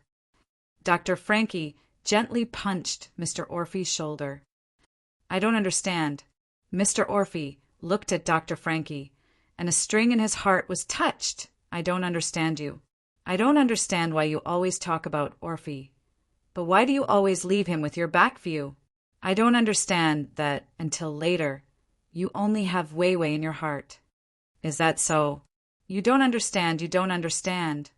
Dr. Frankie muttered to himself, seeming to have remembered something. Mr. Orphy was keenly aware of Dr. Frankie's abnormality, and he suddenly felt a little excited. However, he heard Dr. Frankie suddenly shrugging. "Of course you don't understand, because you're not a father, ha." "Yes, I'm not." Mr. Orphy sighed and looked at the players on the football field below. "Indeed, I can say that you... In fact, I've been the same all these years." "Why are you suddenly so negative?" Dr. Frankie asked curiously. Mr. Orphy turned his head and patted Dr. Frankie's leg. He smiled and shook his head. "It's nothing, I just suddenly thought of my father." "Oh, old Matthew must have brought you a lot of good memories." Dr. Frankie nodded. Mr. Orphy's body suddenly trembled. He was sure that he needed to do something, and an almost instinctive impulse made him stand up abruptly. He looked at Dr. Frankie. "You're right, they played really badly. I really should scold them." "Oh." Dr. Frankie was stunned. Mr. Orphy grabbed the guardrail with both hands at this time, and his body almost leaned out. He scolded, "Hey, Boz, T. Hurry up and use all your strength. You weak-legged trash. T." It was so loud that people could hear it even from afar. The secretary who was on standby and a group of medical staff who were on standby looked at each other. The secretary was even a little relieved that there were no reporters here. Otherwise, as an important member of the country, it would be very damaging to Mr. Orphy's image in public. "Aha! T. Boz, you're a piece of T." Dr. Frankie laughed and stood up at this time. He imitated Mr. Orphy and leaned out. T. T. Go to hell." Mr. Orphy suddenly exerted force and threw the inflatable baton in his hand into the field. T. Go to hell." Dr. Frankie excitedly imitated Mr. Orphy and threw the inflatable baton in his hand. The two suddenly burst into laughter. After that, Dr. Frankie fell asleep and couldn't be woken up. The team doctor hurried forward and sent Dr. Frankie to the ambulance for examination. The conclusion was that Dr. Frankie's body had deteriorated even more after this trip, so he needed to be sent back to the hospital immediately. Mr. Orphy nodded in silence and agreed. However, not long after, while the ambulance was still on the road, Dr. Frankie suddenly opened his eyes, scaring the medical staff next to him so much that they became flustered. But obviously, this time Dr. Frankie's memory didn't go backward, nor did it go forward. Instead, it went back to the state of that day in the research institute. Dr. Frankie's hands were pressed on the stretcher bed. The doctor tried to calm Dr. Frankie down, but he kept struggling. His eyes were unfocused. After realizing that his hands couldn't move, he quickly stopped struggling. However, his lips began to move rapidly, and he kept chanting some complicated and profound words. "No, the sedative has also lost its effect." The attending doctor suddenly became flustered. How could this be? How could this be? The dose injected is enough to make an adult elephant. Then do you still want to continue? Mr. Orphy angrily grabbed the attending doctor's arm when he saw that the attending doctor wanted to hit Dr. Frankie again. But if his brain doesn't cool down, the attending doctor said in horror, Mr. Orphy, he's going to die. From the looks of it, it'll be soon. Blood slowly flowed out of Dr. Frankie's nostrils, but he didn't seem to be aware of it. His eyes were still blank, and he was still performing verbal calculations.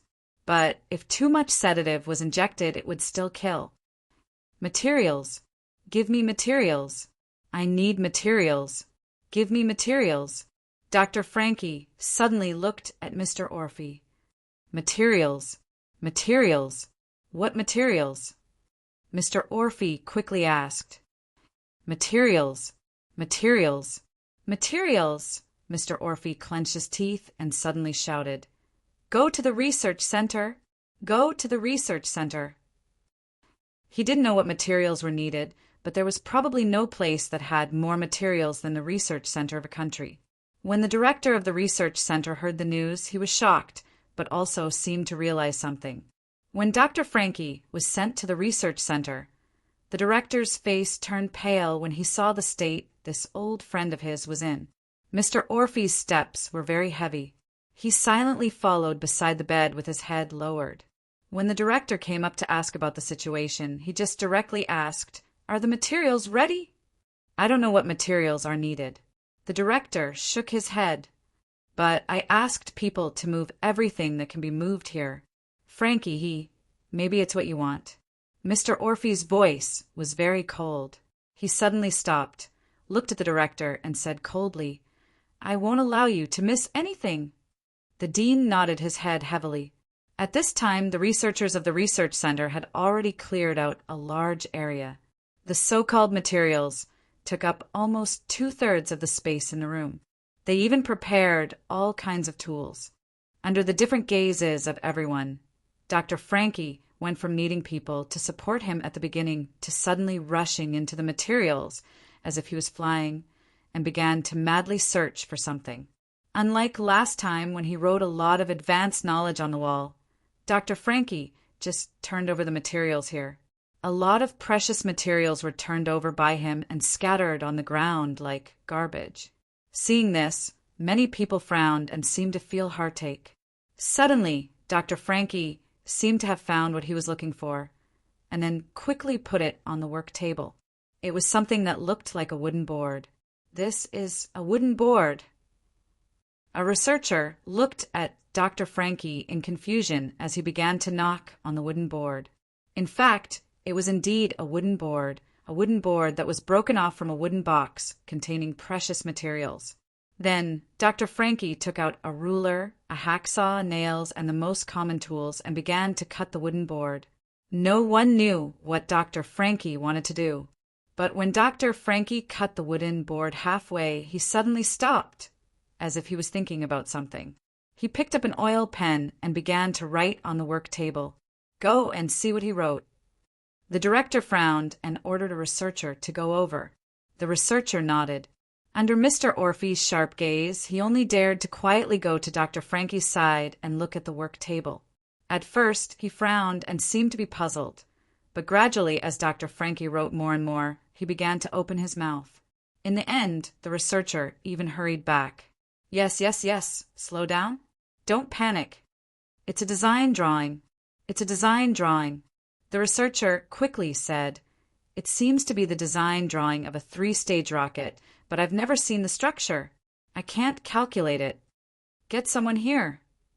The director made a prompt decision. It seemed like the scene in the conference room last time. A large number of researchers began to gather here. They scanned the drawing on the work table into the computer and began to analyze its structure. They even began to make data models so that they could draw some conclusions in an instant. Mr. Orphy didn't care about the enthusiasm and exclamations of these scientists. He just looked at Dr. Frankie's back. It was still the same back view. It had always been the same back view she had given him. The attending doctor beside him became more and more anxious. He couldn't help but whisper in Mr. Orphy's ear, Mr. Orphy, are you really not going to stop Dr. Frankie? He has been in this state for a long time. If he doesn't stop, I'm afraid there's really no way. Didn't you guys already run out of ways? Mr. Orphy glanced at the attending doctor. He couldn't say a word. Too little time was given to him and the group of experts behind him. They didn't have any reference cases in the past.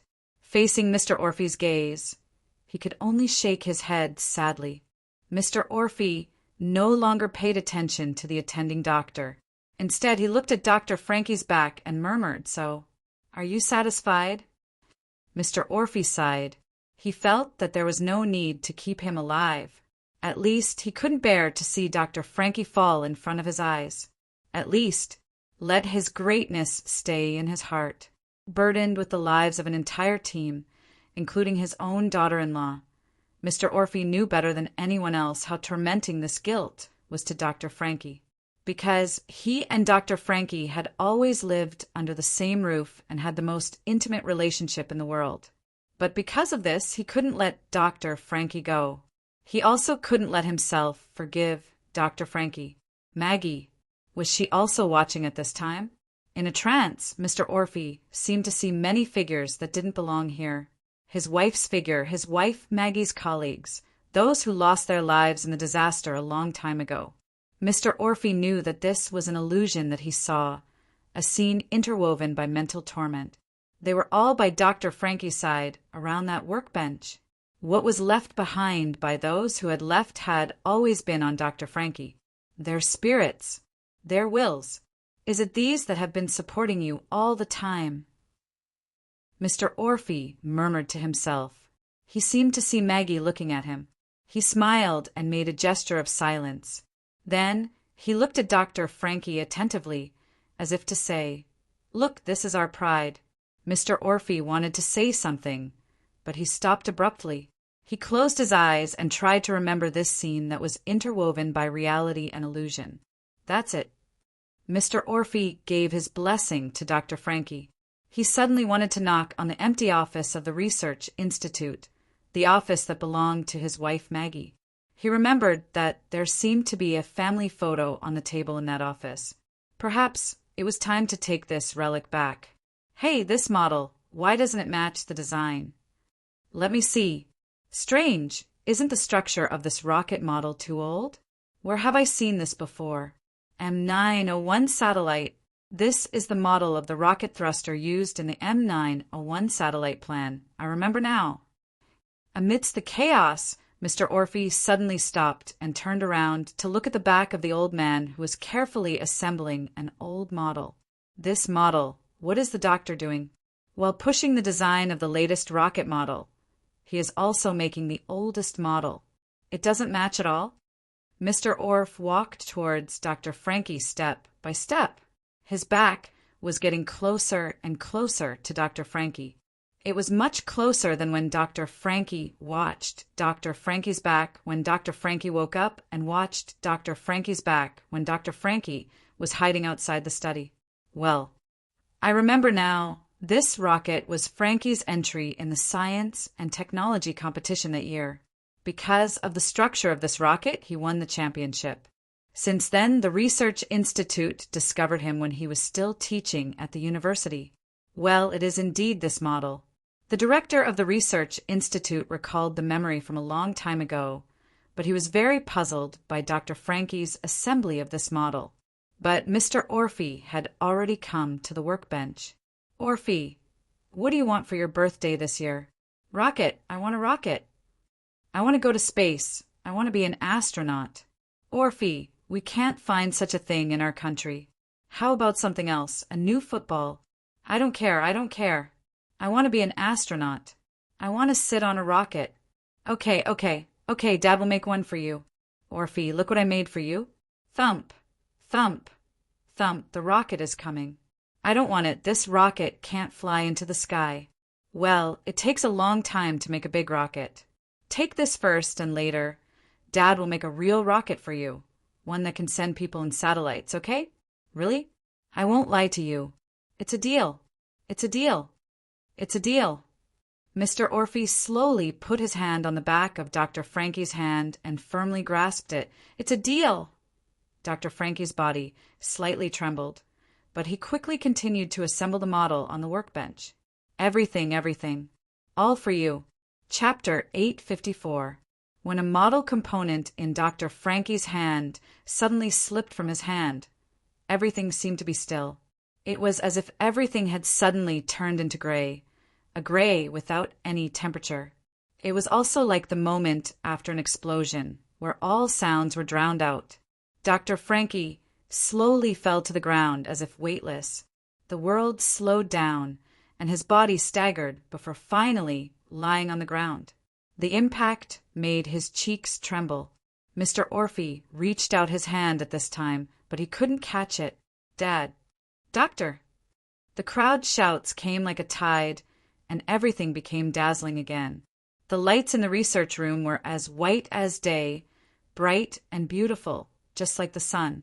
Dr. Frankie looked at the light above his head, and a circle of brilliance appeared in his pupils.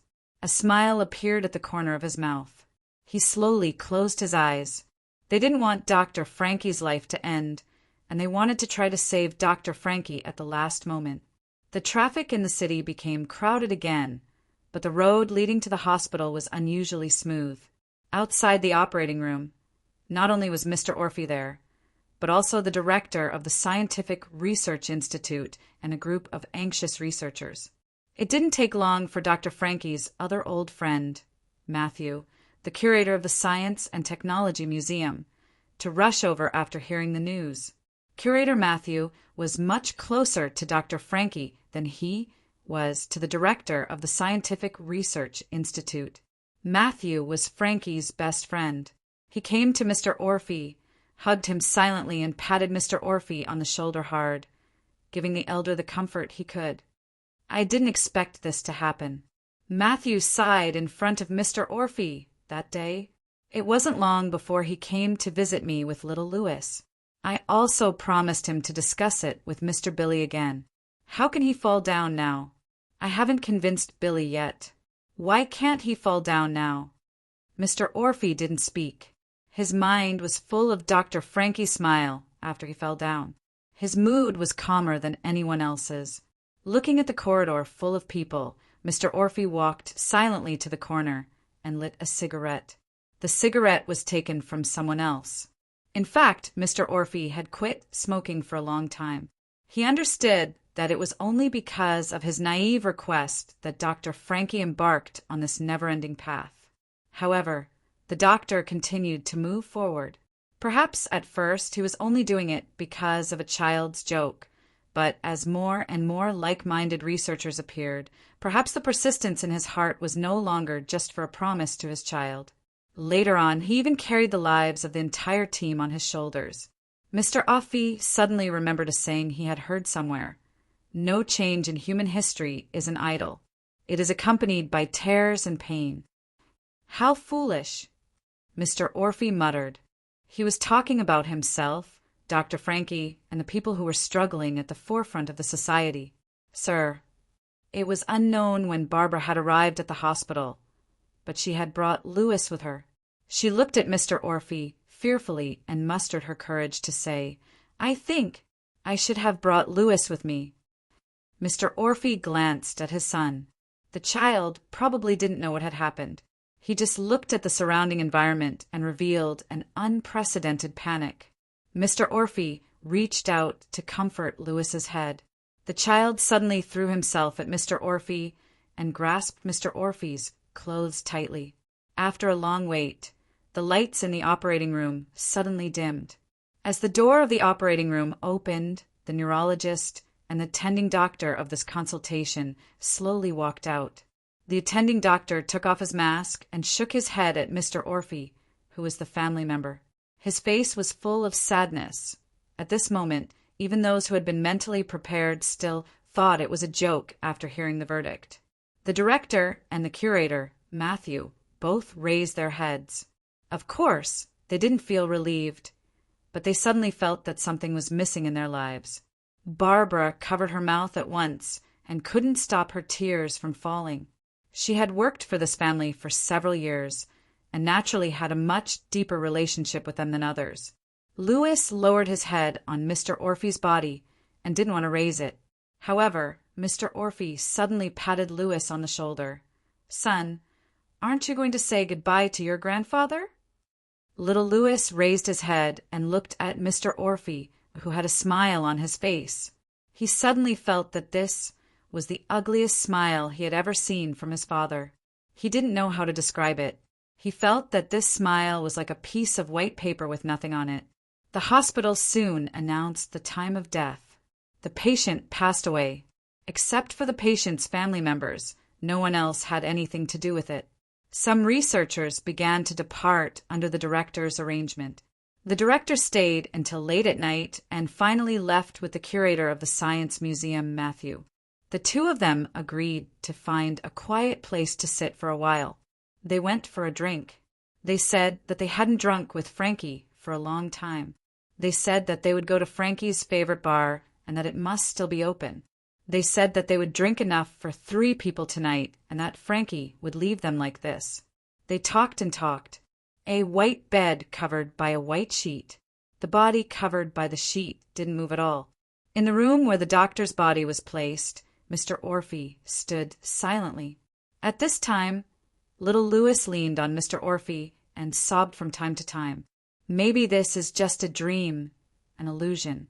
Maybe the body under the sheet will suddenly breathe in the next second. Mr. Orphy thought so. No one came to disturb Mr. Orphy and little Louis, saying goodbye to Dr. Frankie. After a long time, little Louis fell asleep because he was too tired. After all, he was just a child. Sir, I'm sorry for your loss.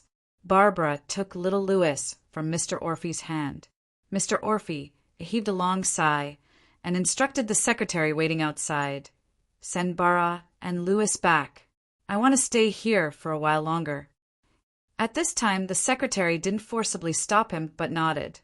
"Sir, I'll come back to pick you up after sending Miss Barbara and Louis off." Mr. Orphy nodded and waved his hand to let them leave. He sat alone outside the door of the morgue and rubbed his cheeks.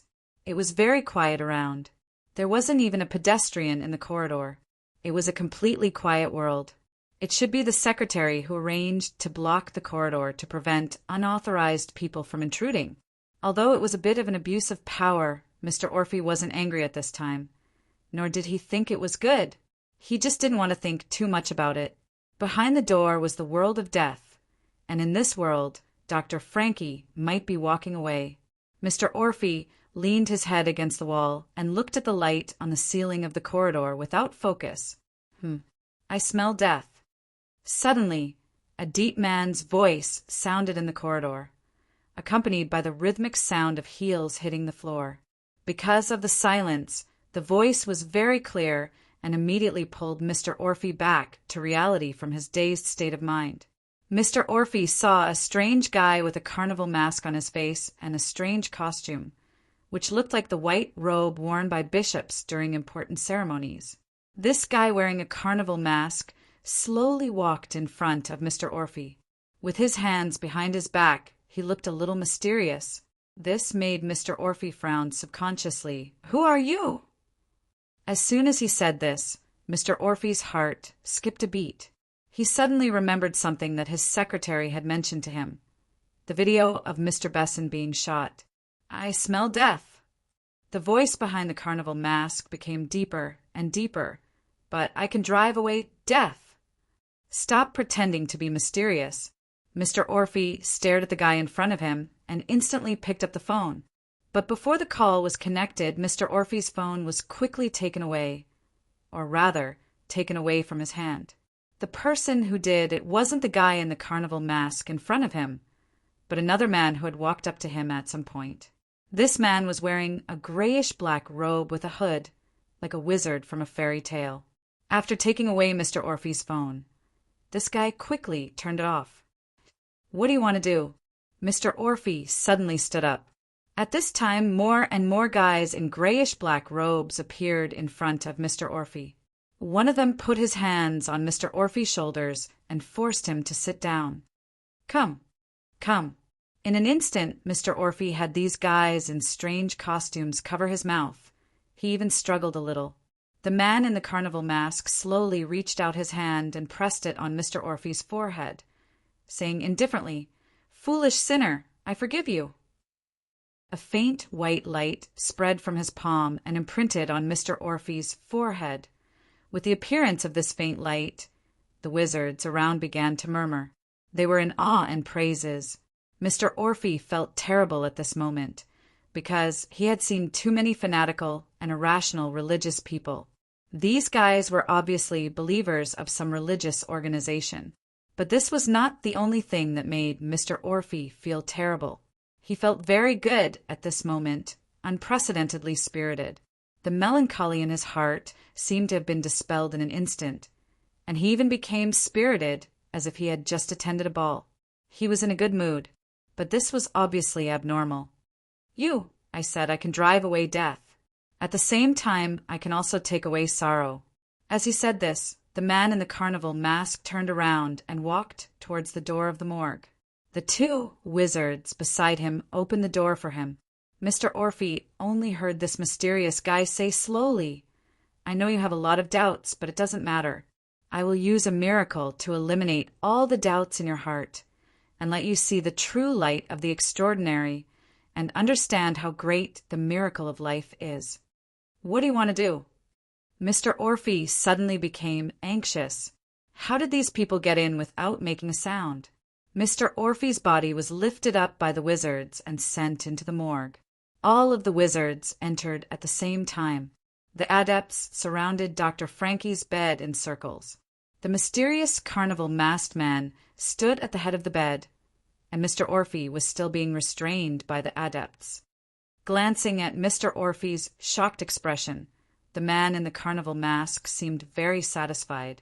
He nodded and lifted the sheet on Dr. Frankie's head, making the doctor's pale face more visible. "You are blaspheming the dead. You are breaking the law." Mr. Orphe struggled wildly, but the person who restrained him was abnormally strong. The man in the carnival mask. Buggy glanced at Mr. Orphe again. He didn't say anything, but he quietly lowered his head and looked at his palm. A piece of paper fell from his sleeve into Buggy's hand. He glanced at it, cleared his throat, and spoke in a low voice. "Ah, what a beautiful and noble soul! But your life is so fragile." Buggy fell silent for a moment at this point. He then glanced at the paper in his hand again and continued. "Lost sheep, I will lead you to a new world, grant you a new life, and give you precious time."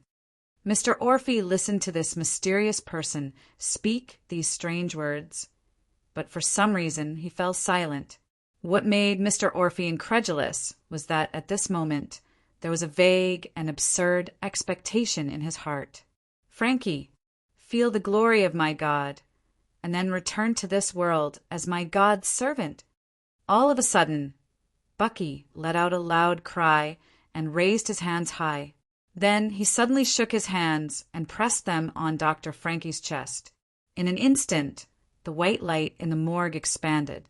At this moment, the people dressed as wizards all knelt on the ground and kowtowed to Buggy. No one restrained Mr. Orphe anymore. They were all shocked by this scene. Mr. Orphe's expression was both frightened and pale. He slowly walked to the bed and looked at Dr. Frankie's face. He suddenly opened his mouth, but Dr. Frankie's eyelids suddenly twitched. Then the doctor's fingers also moved a little. Mr. Orphe walked to the other side of the bed in disbelief. He looked at the mysterious man in the carnival mask, and then at Dr. Frankie, whose face gradually turned red. Finally, when Dr. Frankie suddenly opened his eyes, Mr. Orphe lost his mind. "Orphe, where is this?" Chapter 855. A cool breeze blew. This was an elevated floor of the hospital. Mr. Orphe didn't know how he was brought out and brought to this place. During the whole process, he was thinking about the fact that Dr. Frankie had woken up from the dead. After waking up, Dr. Frankie fell into a deep sleep again after being slapped by the mysterious man. Yes, he fell into a deep sleep.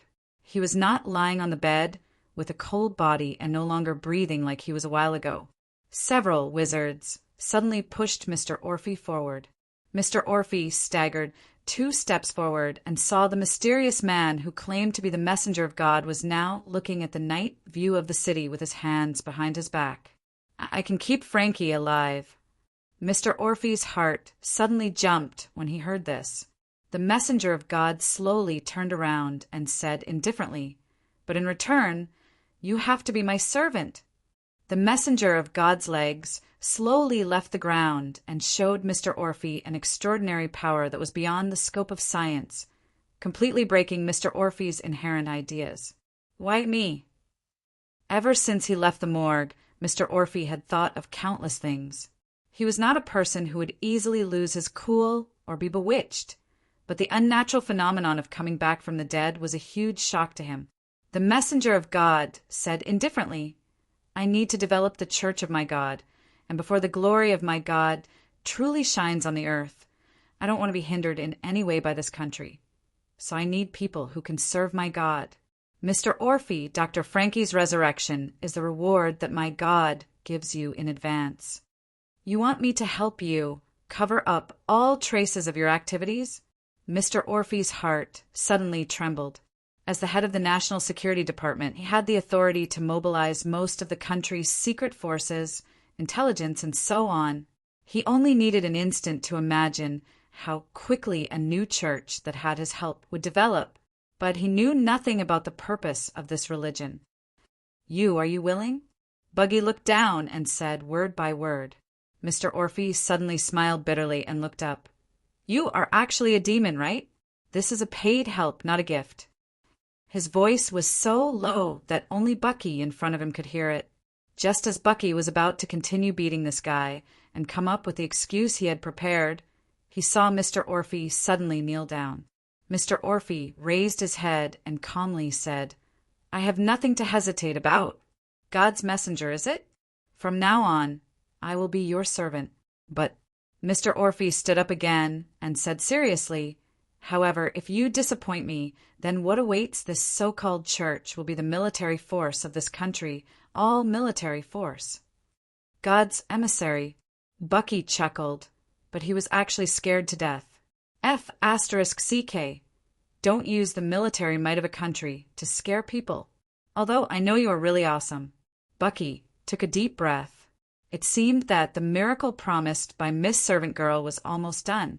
Next, Bucky recalled the details that Miss Maid had said before the operation, and then said, "Dr. Frankie's resurrection will cause a great upheaval in society. Mr. Orphe, I think you should know how to do it and how to cover it up. Then there may be many more incredible things in society. I hope you can handle it well and don't let me down." God's emissary left quietly with his followers. Mr. Orphe stayed in the same place. He looked up at the starry sky and muttered to himself, "Margie, I seem to have made a very stupid decision. But I can't refuse and I won't refuse." What an incredible night. It really existed, the resurrection of the dead. Fizz, fizz. A lamp in the hospital corridor suddenly flashed. It seemed that the voltage was unstable. At this time, a doctor in his 40s suddenly stopped in front of a door and gently knocked. Soon after, a voice came from the door. "Who is it?" "I'm Ryan, Professor Machi."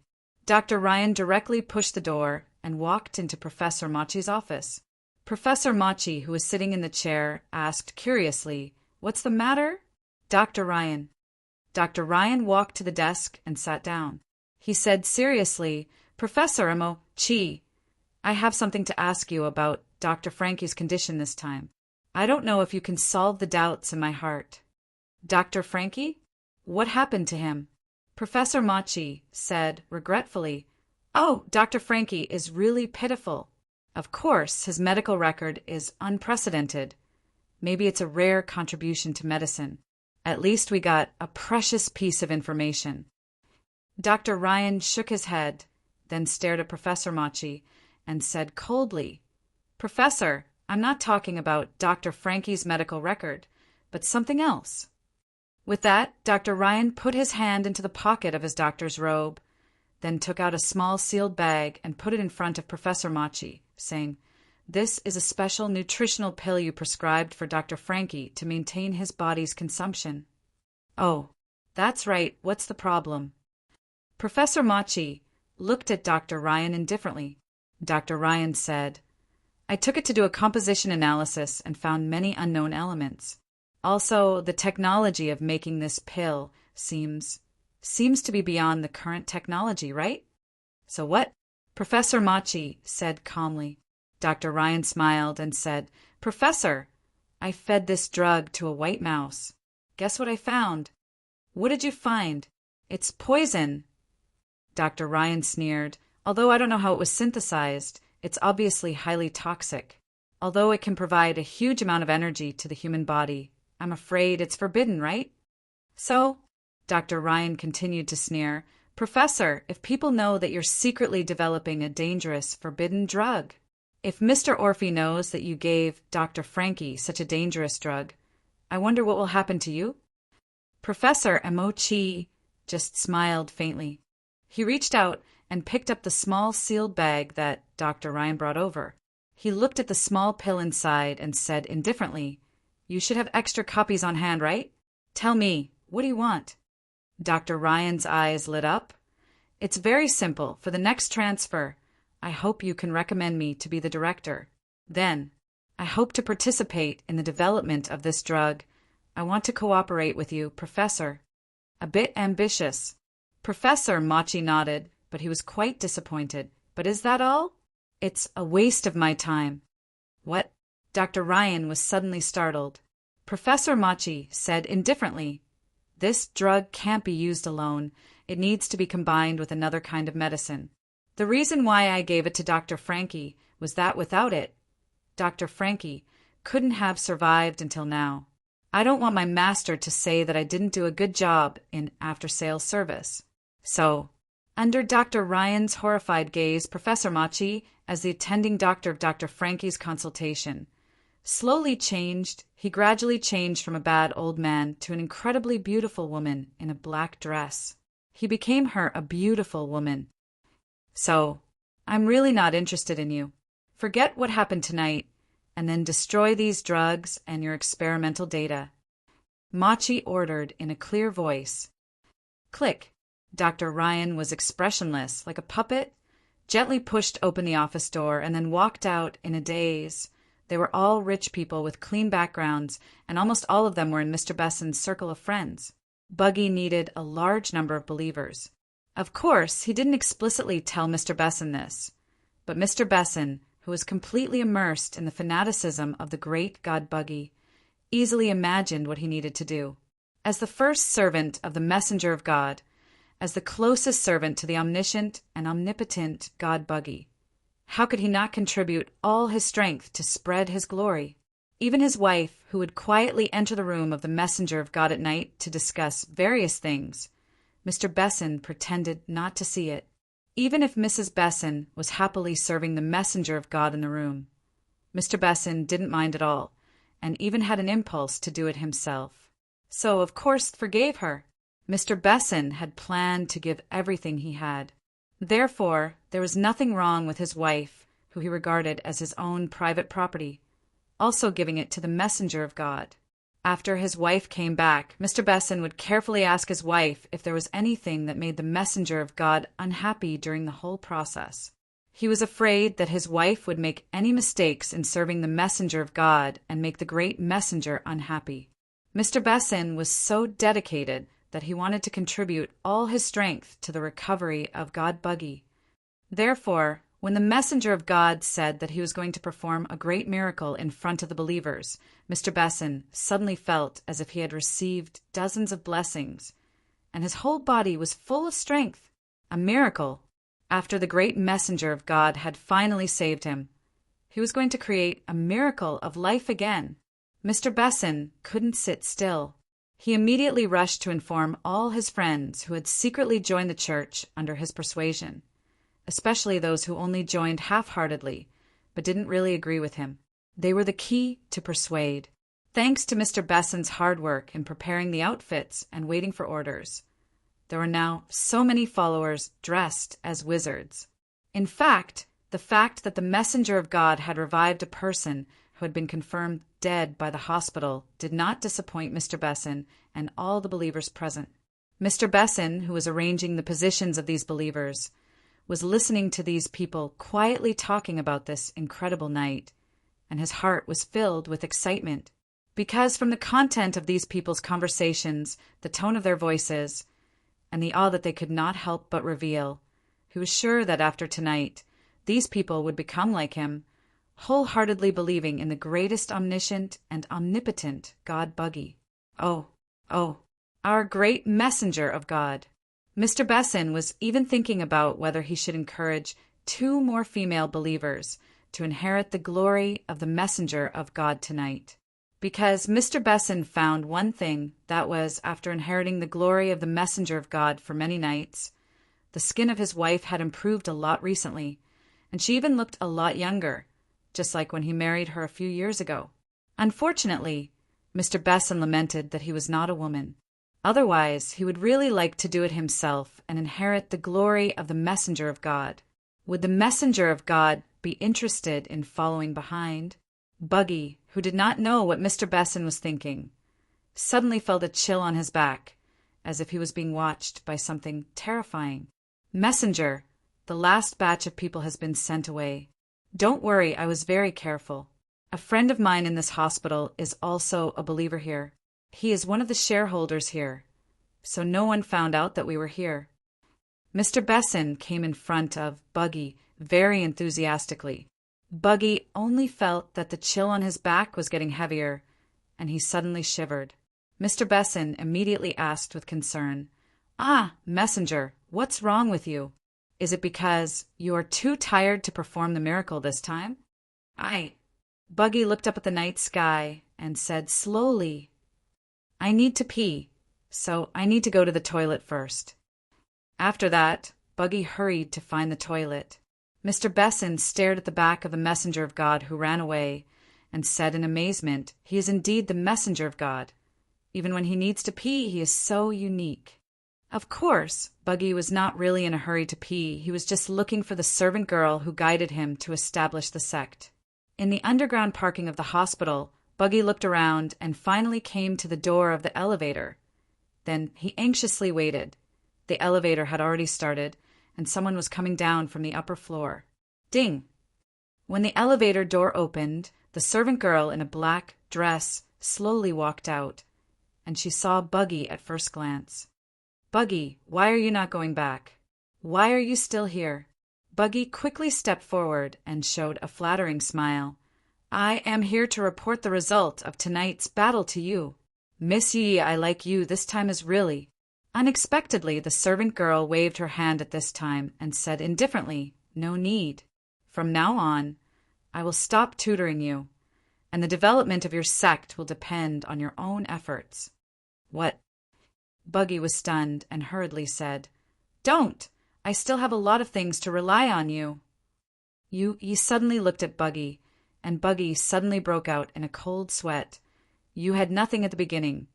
But now not only your spiritual power has increased greatly, but also you have such a fanatical believer as Besson. After this miracle, your prestige in the hearts of believers has been very high, and you even subdued Alfie and let him serve you. Buggy, what do you think? What about Dr. Frankie?" Buggy was worried at this time. "I feel that even if I use the blessing spell, it doesn't seem to work." Yi threw a bottle of medicine to Buggy at this time. "Take this. Give Frankie 1 pill a week, and then use the blessing spell on him every day to maintain his life." "Thank you, Miss Yi." Buggy was overjoyed and quickly took it with both hands. Unexpectedly, the servant girl said coldly, "The charge is 200 units of the power of faith. Thank you for your patronage, customer. Of course, in view of the fact that you have just started to develop, I will allow you to pay on credit temporarily." Buggy, the messenger of God, suddenly twitched the corner of his mouth. Chapter 856. Although Buggy was very resistant to credit because it would make him feel like he had to bear the pressure of working for others, the power of faith could be produced endlessly, so Buggy didn't feel too sad. Generally speaking, a fanatical believer like Mr. Besson could produce 1 unit of strength of faith in 3 days, while a believer who is 1 level lower than Mr. Besson would need about 8 to 10 days to produce 1 unit of strength of faith. A unit of strength of faith had to be produced by the same believer, and it was impossible for several believers to make up the bill together. So, in theory, even a fanatical believer like Mr. Besson could produce a threshold of strength of faith in his life. So, in order to get more units of strength of faith, he either had to develop more believers or turn ordinary believers into loyal believers. It was said that there was a kind of believer who could produce more than 1 unit of strength of faith in a day, and these people were called petitioners by the gods. Petitioners generally lived in the gods' kingdom. Oh, of course, Bucky was a very pragmatic person, so petitioners were too far away for him, and he didn't know how to create petitioners. In fact, he now had more than 80 believers, and the whole church was now completely in the early stage of developing mysterious ideas for a long time. First, he set a small goal, such as 1,000 believers. Then, if I want to buy something in the future, how can I find you? Bucky knew that he couldn't keep a super assistant like Miss Maid, so he simply began to plan for the future. When Lucifer contracted him, he even gave him the ability to call out to Lucifer. Thinking about it, this club couldn't be stingier than Lucifer, right? Miss Maid smiled at this time. My master left this with me before he went on vacation, and asked me to give it to you when it's about time. Now is the time. With that, Yi handed a black card to Bucky. Bucky looked at it curiously, but he couldn't see anything special about it. There was only a special golden mark on it. Miss Maid said calmly, "This is a 5x 10% discount card. When you need it, it will guide you to our shop and you can enjoy a 10% discount for 5 transactions." Bucky nodded and asked curiously, "Why 5 times?" Miss Maid blinked her eyes and said, "Because there are also 10x 10% discount cards, 100x 10% discount cards, 5x 20% discount cards, 10x 20% discount cards, and even the highest level of the eternal 40% discount card. As for what kind of black card you can get in the end, it depends on your own efforts. The more generous the customer is, the longer the customer will be with us. Of course, the more benefits we will get. Isn't this the rule of business? Eternal 40% discount card." Bucky didn't think too much about it. He just did a simple arithmetic problem in his heart. He owed the club 200 units of the power of faith. If he had the eternal 40% discount card, that was to say, 120 units would be enough. Bucky couldn't help breathing faster, and then asked nervously, "Has anyone really gotten the eternal 40% discount card?" Miss Maid said calmly, "Of course, and it's your predecessor." "Predecessor? Who?" Bucky was stunned. However, Miss Maid showed a beautiful smile and disappeared in front of Bucky. As she said, the work of tutoring Bucky had been completed, and she would not give Bucky any help for free. After finishing the conversation with Miss Maid, Bucky walked back along the road. From afar, Bucky saw his most loyal and lovely believer, Mr. Besson. As the first servant who took care of the daily life of the messenger of God, Mr. Besson was very loyal to his duty. Spitting saliva on his palms, he rubbed it twice and then wiped it on his hair. Bucky tidied up his appearance in the mirror of a car and finally put on the carnival mask. Bucky walked out of the back of the car with his hands behind his back and made a low cough. "Besson, my servant, you can leave now." Messenger. Mr. Besson quickly came to Bucky and said with joy, "Just now, one of our lovely believers told me that he is willing to bring his family to you to listen to the gospel delivered by the messenger." "Oh, really? Let's meet if there is a chance." Bucky nodded casually. Now, with the help of Miss Maid, Bucky felt that his foundation was stable, and he was not in a hurry at this time. As a noble messenger of God, how could he show his vulgarity? "Okay, I will tell him the truth." Mr. Besson nodded. "Let his beautiful daughter and wife wait." "Messenger, you are really tired." Bucky coughed twice and said seriously, "I think it is inappropriate to let the future believers who want to listen to the gospel wait. Let's do it this way. If that person is free, let's meet tomorrow." "Messenger, you are so kind." Mr. Besson praised. "I will inform him of his arrival as soon as possible." Bucky nodded and added, And his daughter and wife, I will not let them go. What? Mr. Besson was stunned. Buggy said calmly, I mean, I will not let go of any opportunity to spread the glory of my Lord. In the praise of Mr. Besson again, Buggy happily got into the car and slowly left the underground parking lot of the hospital. At this time, Mr. Besson's phone suddenly rang again. It must be the good news brought by the believers again. Messenger, can you let me answer the phone? Buggy waved his hand. This guy is good, but he needs to report to me every time he does something. Buggy yawned quietly and felt a little hungry. Recently, he felt that he was very easy to be hungry. Whenever he was hungry, he wanted to eat meat, especially the rare steak. Buggy never knew that this kind of half-cooked steak mixed with blood could be so delicious. Next time, should he ask the chef to try to make it more raw? Messenger, another good news. Mr. Besson turned his head at this time with a look of surprise. Sure enough, under the guidance of my lord, more and more elites will join us.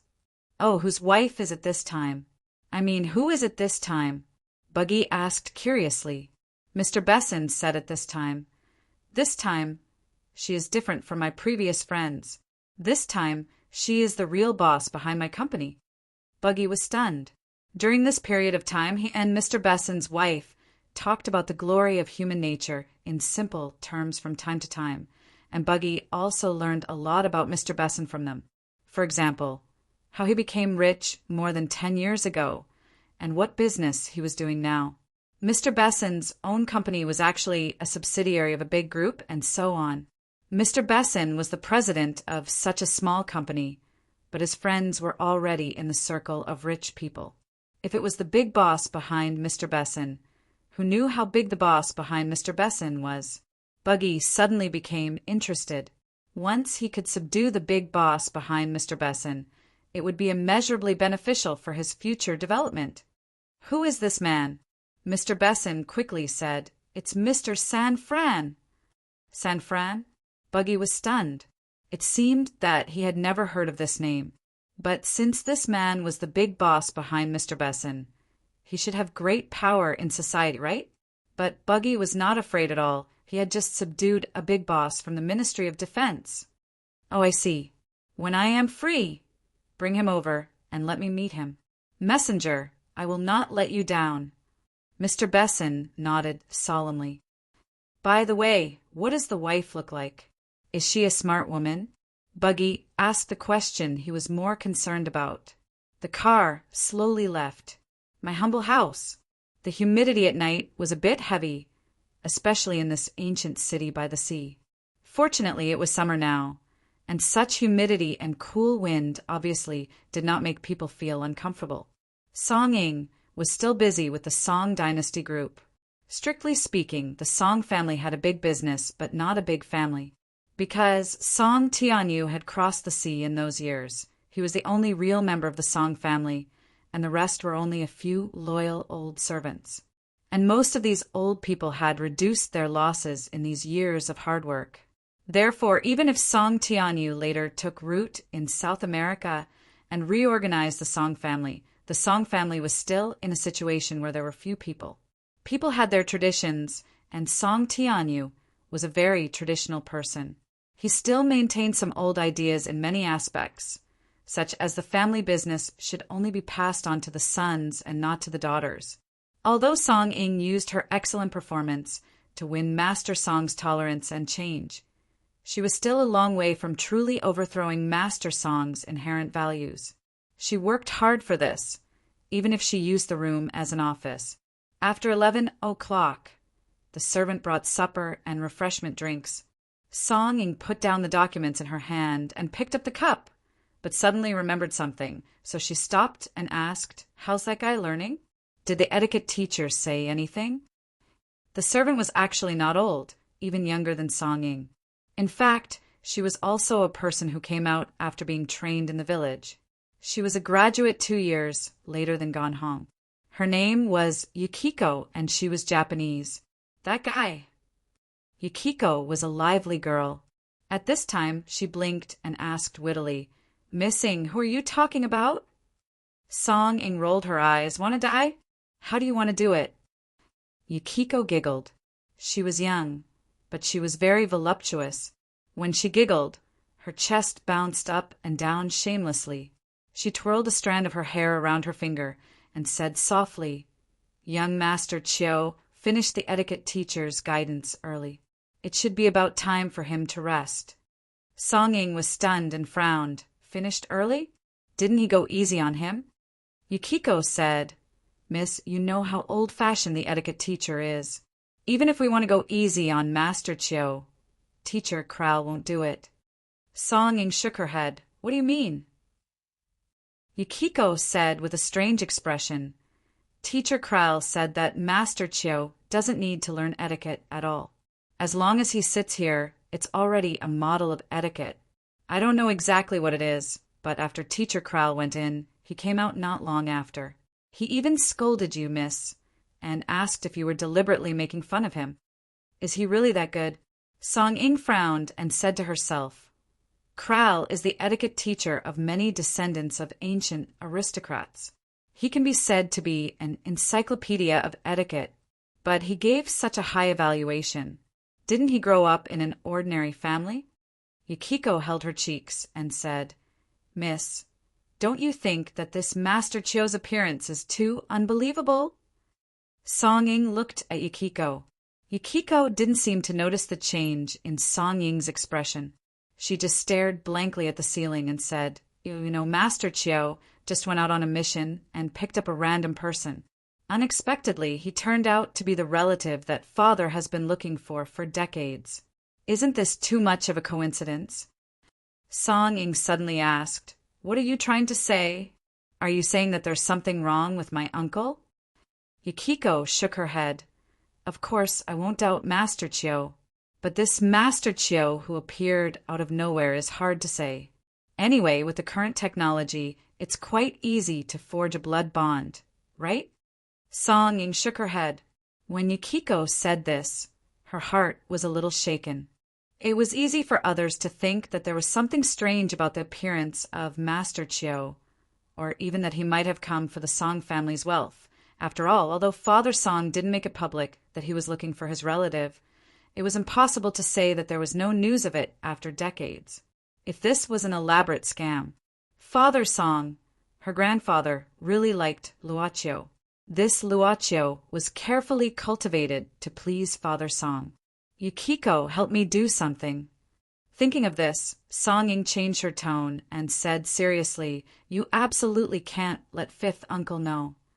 "Miss, go ahead." Yukiko patted her chest. Song indirectly whispered into Yukiko's ear, "I want you to go to China tonight.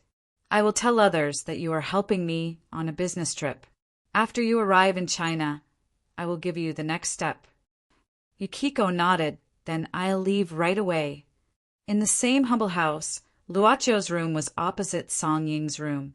Gan Hong's room was next to Luochiu's room, and their rooms were the same. Using the words of ancient times, Gan Hong was probably defined as a servant girl who slept with a man. But at this time, Gan Hong was no longer there. She had been told to rest early. Of course, Luochiu used a little trick to make this girl who insisted on staying up all night easily fall asleep. "Really? Buggy has already entered the orbit." Luochiu smiled slightly. Of course, he was not talking to the air, but to a three-dimensional projection on the table. It was only about 30 centimeters high. This was the projection of the club's servant girl in front of the boss. It looked so perfect everywhere, just like a real figurine, which made people want to hold it in their hands and play with it carefully. Now that Buggy has subdued Orphe, his future will be much easier. Miss Servant Girl was still working on her work report. Although the boss temporarily transferred most of his authority to Miss Servant Girl during his vacation, Miss Servant Girl had never changed her position. In Yu Ye's eyes, such a transfer of authority was just to share more trivial things for the master, so that he could have a pleasant vacation. "You can deal with Buggy's affairs. I'm more curious about another thing." Luochiu pondered for a while and suddenly asked, "If you want to show a miracle, there should be many ways. Why did you choose to use Dr. French in the end? I think it must be dazzling at the last moment of his life. Miss Servant Girl whispered, because it is so dazzling, you want to keep it until you come back and see it with your own eyes. Time can brew fragrance, isn't that what you said? Luaccio was stunned, looking at the delicate projection of Miss Servant Girl in front of him. His fingers moved slightly, wanting to touch the delicate projection's lips. It was a wonderful thought. Luoccio took a deep breath. This suppressed emotion, this faint feeling that should have been born in a few words earlier, was really wonderful. Chapter 8:57. Due to the explosion caused by the gas leak, the Blazing Hot Lips bar had turned into a dilapidated building. Of course, this was what was announced to the public. The sky was a bit gloomy. At this time, in the basement of the destroyed Blazing Hot Lips bar, several figures were welcomed. They were Charlotte, Wolfgang, and Noah, whose face was covered by a hood. When Wolfgang brought this friend to visit, Charlotte deliberately wanted to observe this person from the Transcendence organization. However, no matter how hard she tried, she was unable to peek at this person's face. She only knew that this person was called Noah. Apart from that, she knew nothing. For Charlotte, Noah's existence was somewhat strange. It was as if although this person was standing in front of her, they were separated by countless worlds, an extreme sense of distance. What did His Highness Lucifer encounter in the end? Wolfgang sized up the surroundings of the bar's basement. This was the first place where Lucifer's power was released. It was also the place that bore the brunt of Lucifer's power the closest. Wolfgang picked up a marble fragment from the ground. The moment his finger touched it, the entire marble fragment turned into dust in an instant. Wolfgang stood up, patted the dust off his hand, and shook his head. Then he looked at Noah. Noah nodded. Then he passed by Wolfgang and Charlotte and arrived at the basement after battle. He stretched out his jade-like hand from his robe and slightly opened his 5 fingers. A unique-looking book with a cover floated in front of Noah's palm. He quickly flipped it open. At the same time, circles of ripples began to appear under Noah's feet. The ripples spread out, covering the entire basement in circles. The entire basement's environment began to rapidly change, returning to its original state. The shattered stones, the rotten sofa. Everything returned to its original state. Charlotte could not help but let out a cry of surprise. However, Wolfgang said, "This is not returning things to their original state. It is just returning time to the past. This is just the remnant effects of time." In other words, it was a technique similar to a projection. But even so, it was enough to make Charlotte feel amazed by Noah. If he was not someone who dabbled in the law of time, he would naturally not be able to do this. This guy, even in the Transcendence organization, he should be a special member, right? With that thought in mind, the basement returned to its original state. Light, softness, luxury, and colors that made Charlotte intoxicated. This place was filled with her and Lucifer's memories. Suddenly, the basement's door, Lucifer and Charlotte walked in. They directly passed through the bodies of Wolfgang and the other 2, and finally arrived at the center of the basement, where they were discussing something. The image of time. At this moment, Charlotte suddenly felt a sense of fear in front of Noah's strength. If he could even peek into time, what secrets would there be in this world for this mysterious guy? Charlotte could not help but feel nervous, but her nervousness did not last long. In the image of time before her eyes, Lucifer was taking out a page from Wolfgang's book and discussing it with Charlotte. Charlotte knew that this was not good because she clearly remembered that Lucifer should be discussing with her how he tricked Wolfgang. And now, the main character was here. Charlotte could not help but sneak a peek at Wolfgang and quietly reach her hand behind her back. But at this time, Noah suddenly waved his hand, and the strange book in his hand instantly flipped to a page. The image of time in front of her was like a fast-forwarded movie. It skipped a lot of content and came to a few seconds before Lucifer's power erupted. Charlotte could not help but secretly breathe a sigh of relief. Noah fast-forwarded this part. She did not know if it was intentional or just because he wanted to get the most important information directly. At this time, in the image of time, I don't know who you are, but don't you plan to pay a little price for having designs on my prey? When Lucifer said this sentence, it was the scene in Charlotte's memory. The great queen of hell vomited a mouthful of blood and fell to the ground. After this, it was not different from Charlotte's memory. Lucifer began to reveal a corner of her true power. Next, it would be a competition between Lucifer and the mysterious chain. However, what made Charlotte feel inconceivable was that the scene in the image of time at this moment was somewhat different from what happened in her memory. Lucifer disappeared, and those mysterious chains also disappeared. However, the basement was still suffering severe damage. Charlotte also hit the wall due to the impact of some force. How could this be? Charlotte couldn't help but let out a cry of surprise. If the image of time in front of her was compared to a recorded videotape, then in this video the existence of Lucifer and those chains seemed to have been directly taken away by someone. They became things that suddenly destroyed themselves, and the strange impression of Charlotte suddenly hitting the wall. Wolfgang frowned and said nothing about this strange impression. Noah waved his hand again and flipped the strange book forward. The image of time returned to the time before Lucifer vomited blood and fell to the ground. Then it continued to play in sequence. Even when it was played again, Lucifer still disappeared in the following image. Noah made a puzzled sound and rewound the image of time again. However, after repeating the operation several times, it still could not change the fact that Lucifer had been erased. Finally, Noah closed his book and fell silent. Noah? Wolfgang waited for a moment, but in the end he was somewhat impatient. What happened? Noah said slowly someone erased this fact, erased it from the plane of time. God's forbidden zone? Who could it be? Wolfgang suddenly became somewhat solemn.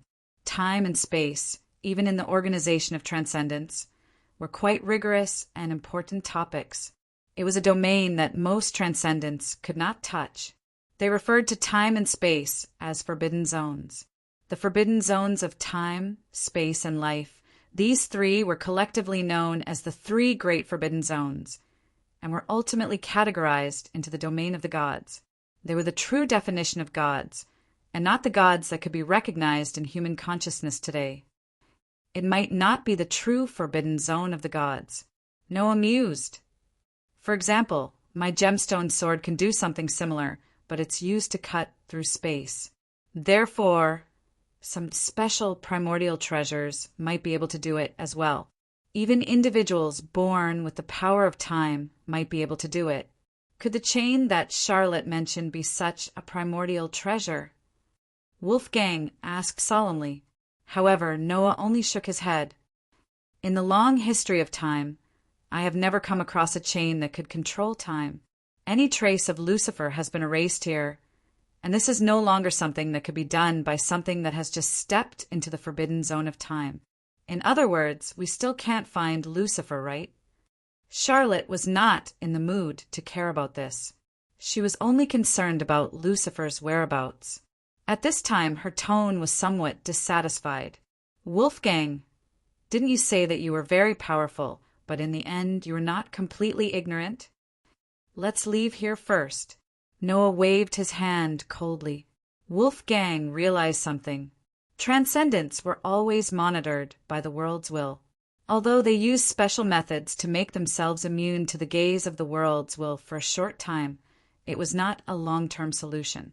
In particular, if transcendents used their power in the origin world, the duration of their immunity would be greatly reduced. Therefore, transcendents could only move around in the origin world for a very short time with their own power. This time, Noah directly used the power of the Book of Space, which might have caused a reaction from the world's will. Wolfgang quickly nodded, then quickly left this place with Noah, not even bothering to say goodbye to Charlotte. Wait a minute, what are you doing? Charlotte was a little confused by the two's actions and froze on the spot. Then she heard Wolfgang's voice from afar. "Miss Charlotte, don't worry, we will come to find you again soon." What the hell? Charlotte didn't know whether to laugh or cry. These transcendents were simply unreliable. It was better to use her own divination skills. Hey! Charlotte sighed and simply took out her crystal ball.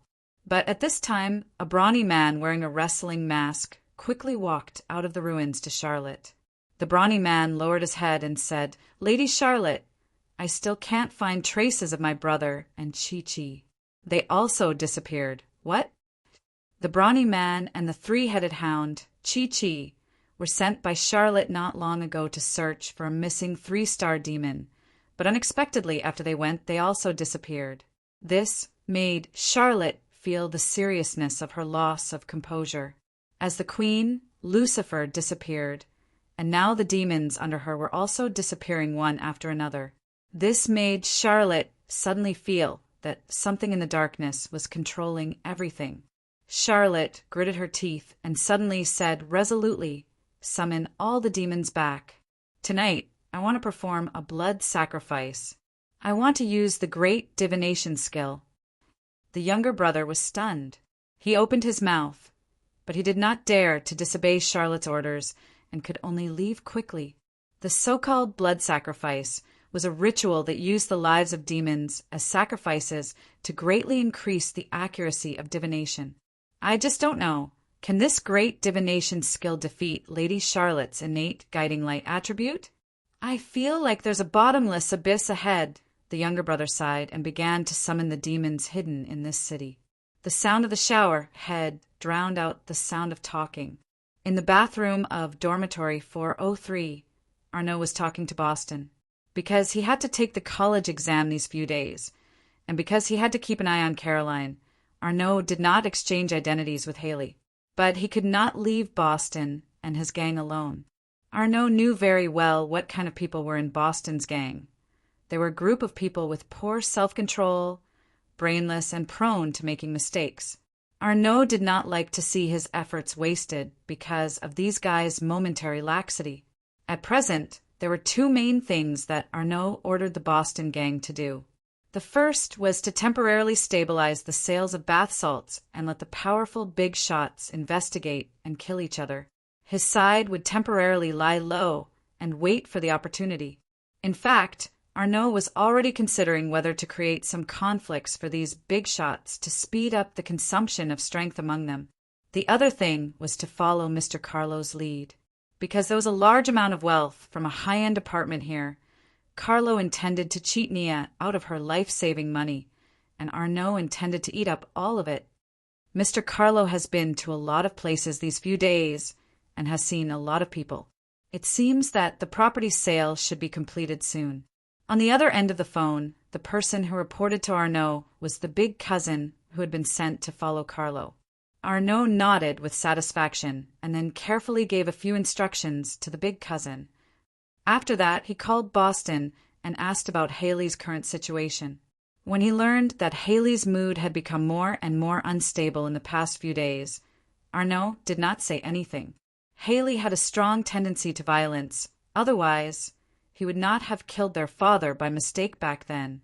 In fact, Haley would act up almost every once in a while, so it would be fine as long as he was locked up for a period of time to calm down his mania. Arnaud thought about how he had stabbed Haley's palm with a knife in the classroom last time.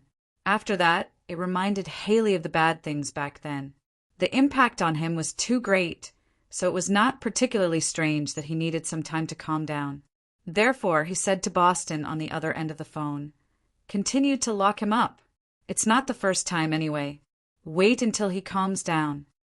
On the other end of the phone, Boston responded casually and then suddenly said, "Boss, are we really not selling medicine recently? Our brothers have been spending a lot recently, and we can't hold on to the remaining money. Do you think?" I said, "Don't sell it for the time being." Arnaud frowned, but he knew that to control Boston and the others, he could not blindly use high-pressure policies, so he promised, "I got it. I'll transfer 50,000 yuan to you later. You can take it and share it with your brothers. Spend it sparingly. As long as we get through this period, we won't have to worry about anything in the future. Patience is the key to success. Got it, Boss Arnold, Big Brother Boston replied weakly. Arnaud then gave a few simple instructions before hanging up the phone. After that, he began to wash up and walked out of the bathroom. At this time, Caroline was carrying a pot of apple pie from the microwave to the table.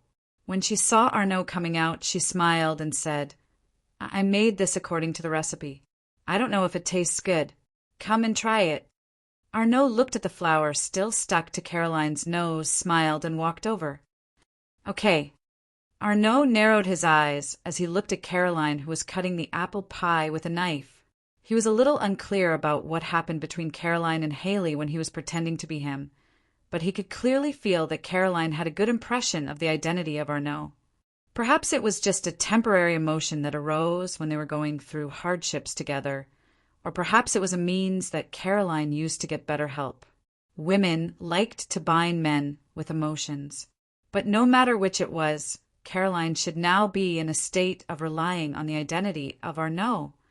Thinking of this, Arnaud picked up a tissue and patted Caroline on the shoulder. While Caroline was still in shock, Arnaud carefully wiped the flour off her nose with a tissue. At this time, the campus broadcast suddenly rang, announcing that the exam scheduled for tomorrow would be temporarily postponed for a day. Instead, they would go to the auditorium to participate in a commemorative event. Arnaud just frowned when he heard that the exam was cancelled. After all, Haley's condition was unstable now, and he hadn't gotten what he wanted from Caroline, so he wasn't in a hurry. However, Caroline was obviously stunned, because she heard the broadcast mention who this commemorative event was held for. Dr. Frankie, the old man who told her about her miserable situation in front of the artificial lake. Is he dead?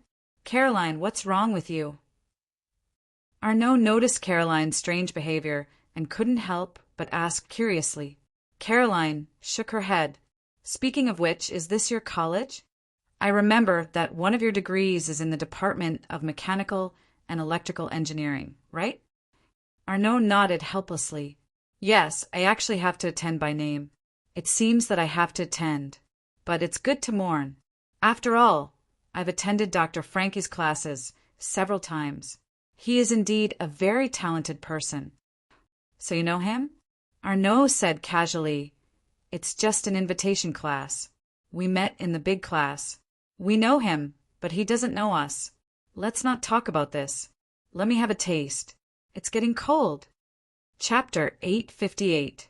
Smoke and alcohol, noise and excitement.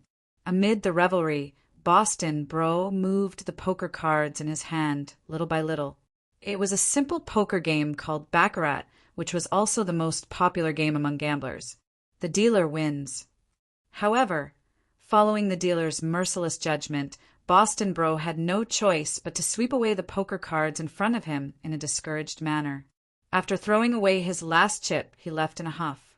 Without a doubt, not only did he not win anything tonight, he even lost everything, including the $50,000 that Boss Arnold had just transferred to him. *T. Boston Bro punched the wall next to him, feeling extremely irritated. Now he was penniless. Boston Bro quickly left the private casino, but when he left the alley, he encountered the scene of people from other gangs peddling drugs. Boston's appearance immediately made the two men from the vendors nervous and fierce. As for the customer who bought the drugs, he panicked and ran away at once. Hey, don't be nervous. I'm just passing by. Boston raised his hands slightly. Friend, you just ruined our business. Do you know how much we lost? One of the men sneered. Boston's eyes narrowed, but he saw a small sealed bag on the ground. It was the strange blue powder left on the ground by the person who ran away in a panic. Poston could only curse his bad luck. He knew what these two fellows were selling here, because he was also one of the sellers of this kind of medicine. However, because of Arnold's prohibition, he didn't sell much of the batch of goods he had obtained back then. In a situation of 2 against 1, the two men obviously did not intend to chat with Boston. They came up and beat him up fiercely. However, Boston was the best fighter in his gang. Otherwise, he would not have been the big brother of the gang before Arnold's arrival. After paying a price, Poston successfully beat the two guys to the ground, the kind that couldn't get up from the ground. Poston wiped the corner of his mouth. It was damaged and there was blood flowing out. Boston fiercely spat a mouthful of saliva on one of them. Seeing the two fellows fall to the ground and unable to get up, Poston suddenly had an evil thought. He directly looted all the money on these two people, including the medicine that was being transported out to be sold. Only then did he quickly leave, walking out of the alley in a few steps. However, just as he walked out of the alley, he quickly rushed back in the next moment. Without a doubt, Boston was a very cruel and bold guy, so he chose to silence them. A ferocious look kept flashing in Boston's eyes. He quickly dragged the two unconscious men out of the alley. Then he drove the car that was parked nearby. At the back of the car, there were a few big bags, hemp rope, and other tools in the alley. He tied them up, put them in the bags, and then drove away. Boston familiarly came to a riverside, then put the bags into the river, and finally pushed the bags into the river. After doing all this, Boston was already drenched. He panted and looked around. Because it was already late at night, there should be no one nearby. Boston took a last look at the clock tower across the river. This was a building on the university campus, the university where Arnold studied. Boston quickly left this place. Before returning to his nest, he counted the money he got from the robbery. It was not a small amount, more than 100,000 yuan. Boston could not help but laugh happily. In this way, not only could he make up for Arnold's 50,000 yuan, but he also made a lot of money. Boss Boston was secretly happy, and at the same time he picked up the drugs that were also robbed, bath salts. Boston picked up a small bag of bath salts and looked at it again and again. Suddenly a thought came to his mind. These things are so valuable. Why not sell them now? Boston's gaze gradually changed. He held the money he got from the robbery with both hands, and this batch of bath salts. He knew that there were more of these things in his nest. I should have sold them. *T. Arnold. Boston suddenly felt that he had figured it out. We dearly miss Dr. Frankie. He was so outstanding. In an auditorium of the university, a middle-aged man was giving a speech with a heavy tone. On the curtain of the auditorium stage, Dr. Frankie's life was being played by a projector. In the corner of the second floor of the auditorium, there was a sudden voice. Of course, it was not the voice that attracted the attention of everyone present, but just a low voice of conversation. Oh, I hate this kind of formality. The speaker was wearing a hat and sunglasses, and even wrapped his chin with a scarf in the hot weather. Only some parts of his face could be seen, but there was no doubt that this person was an old man, and the one standing beside him was Mr. Orphy. At this time, facing the complaint of the speaker, Mr. Orphy could only helplessly say, "This is spontaneous. To be honest, even I have no way to refuse it. You will never know how it feels to see a group of people mourning for you." He pointed at the picture on the screen. "I'm standing right here." "Father." Mr. Orphy wanted to say something, but Dr. Frankie waved his hand and shook his head. "I'm not so weak that I need you to comfort me. I'm not sick now, so you don't have to explain anything to me." As he said, Dr. Frankie sighed with mixed feelings, with a bit of self-mockery. "It's quite funny. I've been dealing with science all my life. If I had to choose a religion, it would definitely be physics. But I didn't expect that in the end. I'm still alive because of unnatural forces.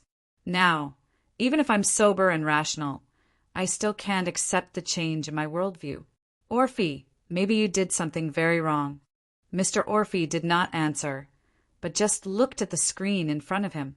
The students and teachers were reviewing Dr. Frankie's life, and he was also reviewing his and his father's life. Mr. Orphy suddenly said, "I don't regret it." Dr. Frankie's body trembled slightly, and he didn't say anything. After a while, Dr. Frankie shook his head. The reason why he came here was to retrieve some things that were full of memories for Dr. Frankie from the school office. Of course, these things were relics in the eyes of outsiders, so it was most appropriate for Mr. Orphy to come here. After coming back from death, Dr. Frankie also felt a lot of emotions. At this time, he also wanted to come back to the place where he started, because he knew that in the future he probably wouldn't have many opportunities to act outside. After all, whether in the eyes of the law or the public, he had been defined as a dead man. Let's go. I have to go back to that messenger before sunset, right? I suddenly feel like I'm being kept in captivity. Father, please bear with it. I'll definitely find a solution. Mr. Orphy hurriedly said. Dr. Frankie shook his head, then put away his nostalgia for this place and turned to leave. But after taking 2 steps, he stopped and looked at a side door of the auditorium. A figure quietly opened the door and walked in with a white rose in his hand. Mr. Orphy's eyes were very sharp. At this time he came forward and asked, "What's the matter?" Dr. Frankie hesitated for a moment and suddenly said, "Orphy, I know this child. She may have some troubles. If there's a chance, can you help her?" "Father." Mr. Orphy was a little puzzled. Dr. Frankie smiled casually and said, "Just take it as a gift in return, although I didn't get to eat that piece of chocolate." We are in great grief. The broadcast was very loud, and when Caroline slowly pushed open the door and walked in, she almost got ringing in her ears. She looked at the photo of Dr. Frankie on the screen, and there was an inexplicable sadness and irritation in her heart. Not long ago, she did pour out her troubles with this old man who was mourned by everyone. There was no consolation, no conclusion. It was just venting. Perhaps if she had done something at that time, this old man wouldn't have died, just like the mother and her baby that she saved. But what could she do? Arnaud should be sitting somewhere in this auditorium, because Arnaud installed a GPS on her mobile phone. Caroline didn't bring her mobile phone with her when she came out. The purpose of coming here this time was clear to Caroline herself. She just suddenly wanted to offer a white rose to this old man whom she had met once. Maybe it's just a thought of self-satisfaction. She didn't know, and at the same time, she didn't want to stay here for too long. So after listening to a few words of speech, Caroline quietly put the white rose in her hand on the ground and then left quietly. She didn't know if she would meet 403 on the way. She always felt that 403 had been observing her in the dark. If she could meet 403, that would be the best, because she suddenly had a question in her heart. She wanted to ask 403 about Arnaud, but at this moment, a voice suddenly came from behind Caroline. It was a man's voice. The one in front. Wait a minute. Then he quickly walked up and came to Caroline. It was Mr. Orphy. Please wait a minute, student. Caroline saw Mr. Orphy's face clearly. She was slightly taken aback and said subconsciously, "Are you his son?" The moment she touched Dr. Frankie, she saw the moment of Dr. Frankie's death. She also saw the 2 people standing next to Dr. Frankie at that time, an adult and a child. The adult's appearance completely overlapped with the man who stopped her now. "You know me?" Mr. Orphy couldn't help but frown. Caroline didn't know how to explain it. In fact, as a sex worker in the slums, she didn't care about any national affairs. Among the government officials, the most familiar one was probably the current president. "I've heard of you," Caroline said casually. She felt that such words wouldn't pass. Unexpectedly, Mr. Orphy didn't say anything and just nodded, because Mr. Orphy almost instantly found a reason that he thought was reasonable. Whether it was him or Dr. Frankie, they were both public figures and they were very famous. It was not surprising that the public knew about them. What's more, this was the person that his father said to take care of. "Student, do you know my father?" Mr. Orphy smiled. "I saw the white roses you put down." Caroline shook her head. "In fact, we just met once and chatted for a while. I'm not afraid of being laughed at by you. At that time, I didn't know that such a bad old man would be such a famous person." Mr. Orphy frowned. Anyone who heard others say that their father was a bad old man would probably feel uncomfortable, but he didn't say anything. Then he quickly took out a card and handed it to Caroline. "This is—" Caroline was a little puzzled. Mr. Orphy said, "Consider it as a thank you. Thank you for the flowers you sent him. My personal assistant's phone number is on it. If you have any difficulties in the future, you can call this number directly. Just say Southern Cross and he will know what to do. Generally, if it's not a big problem, he should be able to solve it." Since Dr. Frankie is such a famous person, his son should also have a good background, right? Caroline nodded, subconsciously. She just didn't know if this guy could help her settle the crime of being a suspect in the Rivia murder case. It shouldn't be. After all, it's a human life. After Mr. Orphy left a card, he quickly left without saying anything to Caroline. Although he only left his secretary's phone number, it was enough to solve many things. For Mr. Orphy, this was just a small matter to fulfill his father's instructions. Ridiculous. Caroline shook her head and put the card into her pocket. Just as she was about to leave, she saw a woman quietly walk out not far away. Then, after the woman walked out, Caroline saw Arnaud walk out as well. Arnold was talking to this woman about something. But Caroline suddenly gasped at this time. She had seen this woman before. It was Lucas' girlfriend in the photo. The distance was too far. Caroline couldn't hear what the two were talking about, but there was no doubt that this Arnold knew Lucas' girlfriend. However, when he came out of the masquerade party last time, Arnold didn't show any signs of knowing Lucas' girlfriend at all. It's just an invitation class. We met in class. We know him, but he doesn't know us. Haley was just replacing Arnold in campus activities. He wasn't a top student at all. He didn't know how to teach at all. Caroline's heart suddenly beat fast. This Arnold is the real Arnold. When did he switch again? Before the memorial service? Or earlier? Yesterday? The day before yesterday? These few days? Caroline retreated slowly and cautiously, afraid that she would make a sound and attract Arnold's attention.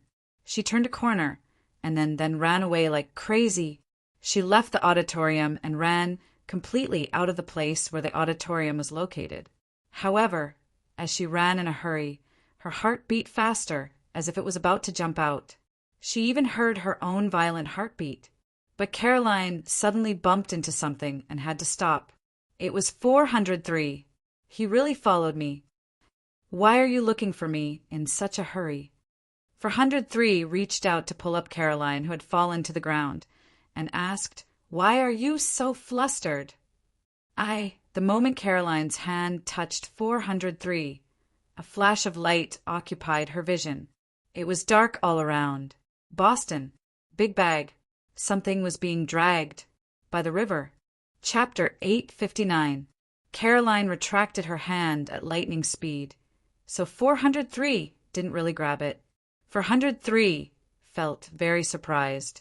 Caroline seemed to be afraid of something. Perhaps it was his current terrifying appearance. For 03 had long been accustomed to his current appearance, so he didn't show any anger. He just said indifferently, "Get up. Let's talk aside. There are too many people here." Caroline grabbed her palm, stood up with her head down, and hurriedly walked past 403. She didn't look back at 403's appearance. She didn't know what 403's gaze was like at this time. Was it sizing her up, staring, or pondering? Was it good or bad? Caroline wasn't even sure if what she saw was 403's future, but she saw the appearance of Brother Boston.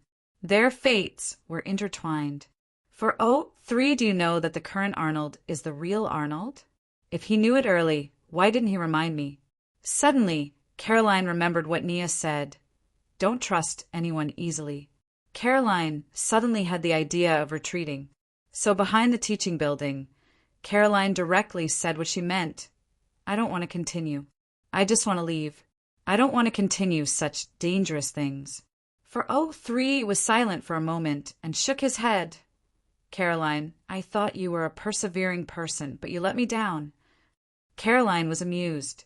Is that so? Then I'm sorry. But I've always disappointed people since I was a child. I've long been used to it. In the end, You're just doing it for your own revenge. I don't know what kind of revenge you want to be satisfied with, but please don't drag me into it. I'm just an ordinary person. I said that after this matter is over, I will come out to help you testify that the person who killed Livia is Hailey and clear your name. 403 said slowly, if you leave, I'm sorry. You will always bear the crime of murder. If you're lucky, maybe you can hide for a lifetime. If you're unlucky, I think you can imagine it yourself. You would rather have nothing? Caroline's body stiffened. 403 walked closer at this time and said softly, 2 more days. After 2 more days, you can go out openly and restore your previous life or start a new life. Caroline, subconsciously, clenched her fists. She looked up, stared at 403, and asked, You've been there all along? If I am in danger, will you appear? As long as you do as I say, you won't be in danger. 403 said indifferently, Remember, without you, I will still carry out my revenge. And without my help, you will be a fugitive for the rest of your life. With that said, 403 took out a folded piece of paper from his clothes and slowly opened it in front of Caroline. This is what I picked up outside. I think you will be interested to know. Caroline took the folded paper from 403 in horror. It was a wanted poster with her face printed on it. How could they do this? I'm innocent. Caroline became agitated. 403 shrugged and said, After all, you have been missing for so many days, and the criminal also ran away from the scene under the watchful eyes of the public, right? 2 days, just 2 days? Are you sure you don't want to try harder? What do you want me to do? Caroline crumpled the wanted poster in her hand into a ball and asked while gritting her teeth. Tonight, I want you to have sex with him. 403 picked up a strand of Caroline's hair and looked at it carefully like a demon with burned skin. He whispered in Caroline's ear, I think this should be a very easy thing for you. Just 2 days, when Poston returned to his nest, there were not many people here. Only 2 of his men were watching the live broadcast of the football game in boredom. Where's Hailey? Poston asked casually. One of them drank a beer and said, Oh, is he asleep? He just went crazy and smashed something again. There's nothing to smash inside. Poston nodded, then his eyes turned. He took out a stack of banknotes, counted some out, and threw it on the table. I am hungry. Go buy some food. Oh, bring me back to the woman. I will watch over here. The 2 men saw that Poston was generous.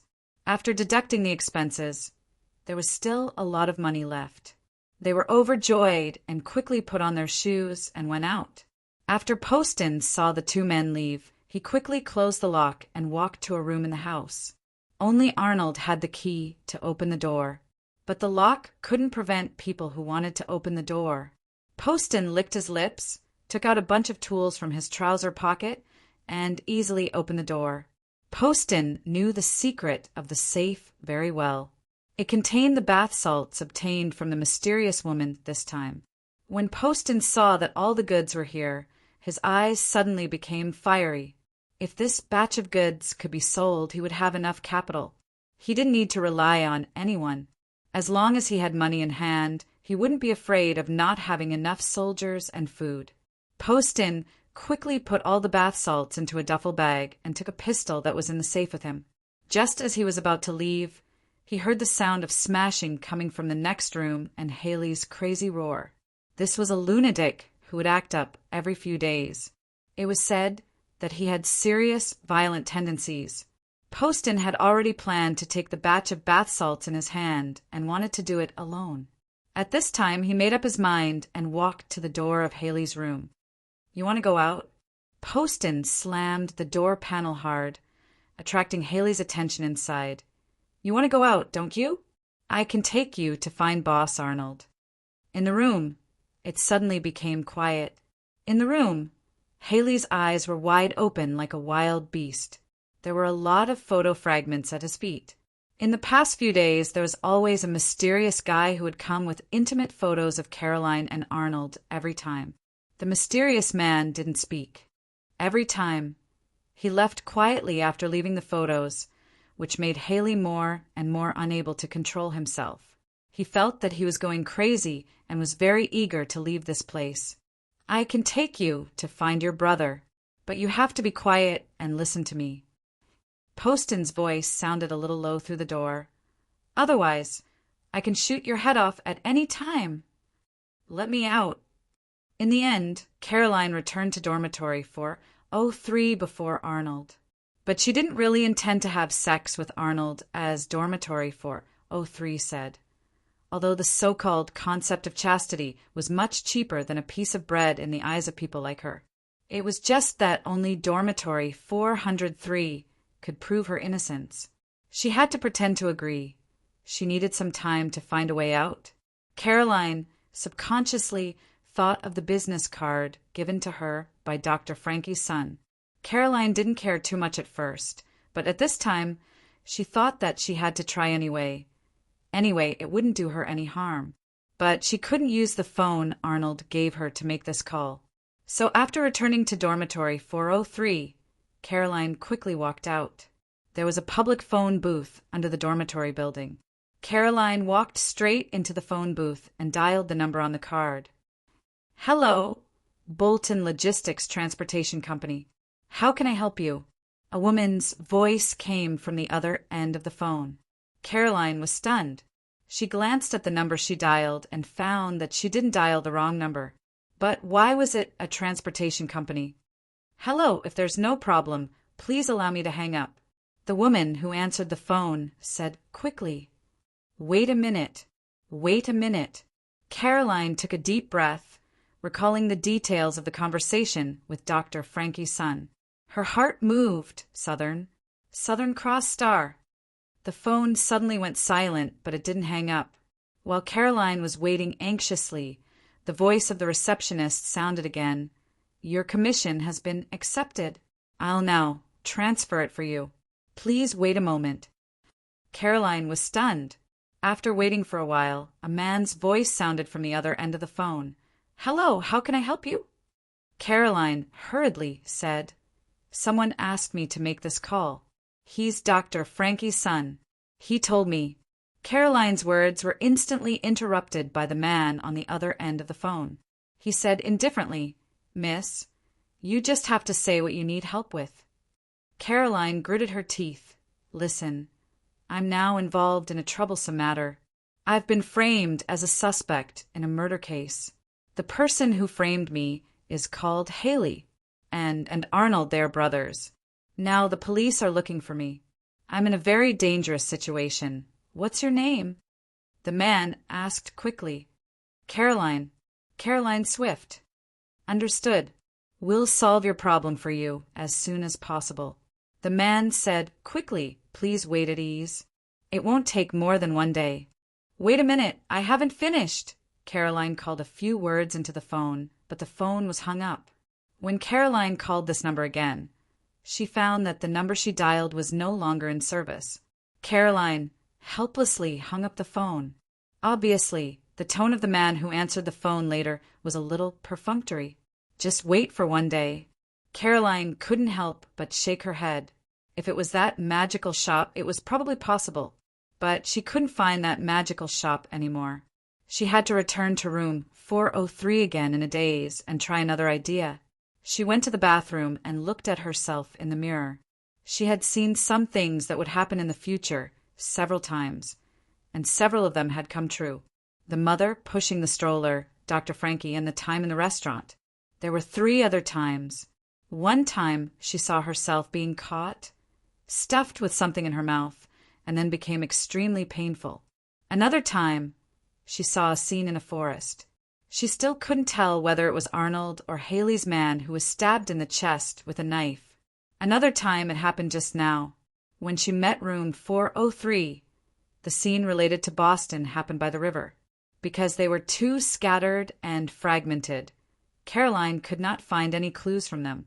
But after recalling the few strange perspectives she had entered, she realized something. 2 of them appeared when her heart was beating faster. Does that mean that if I'm extremely nervous and my heart is beating faster, I can activate this ability? The more Caroline thought about it, the more she felt it was feasible. So, she began to speed up her blood circulation. The best way to speed up her heart rate was naturally to exercise. However, she spent nearly half an hour sweating and panting like a cow, but she got nothing. In the end, Caroline was exhausted and lay on the sofa.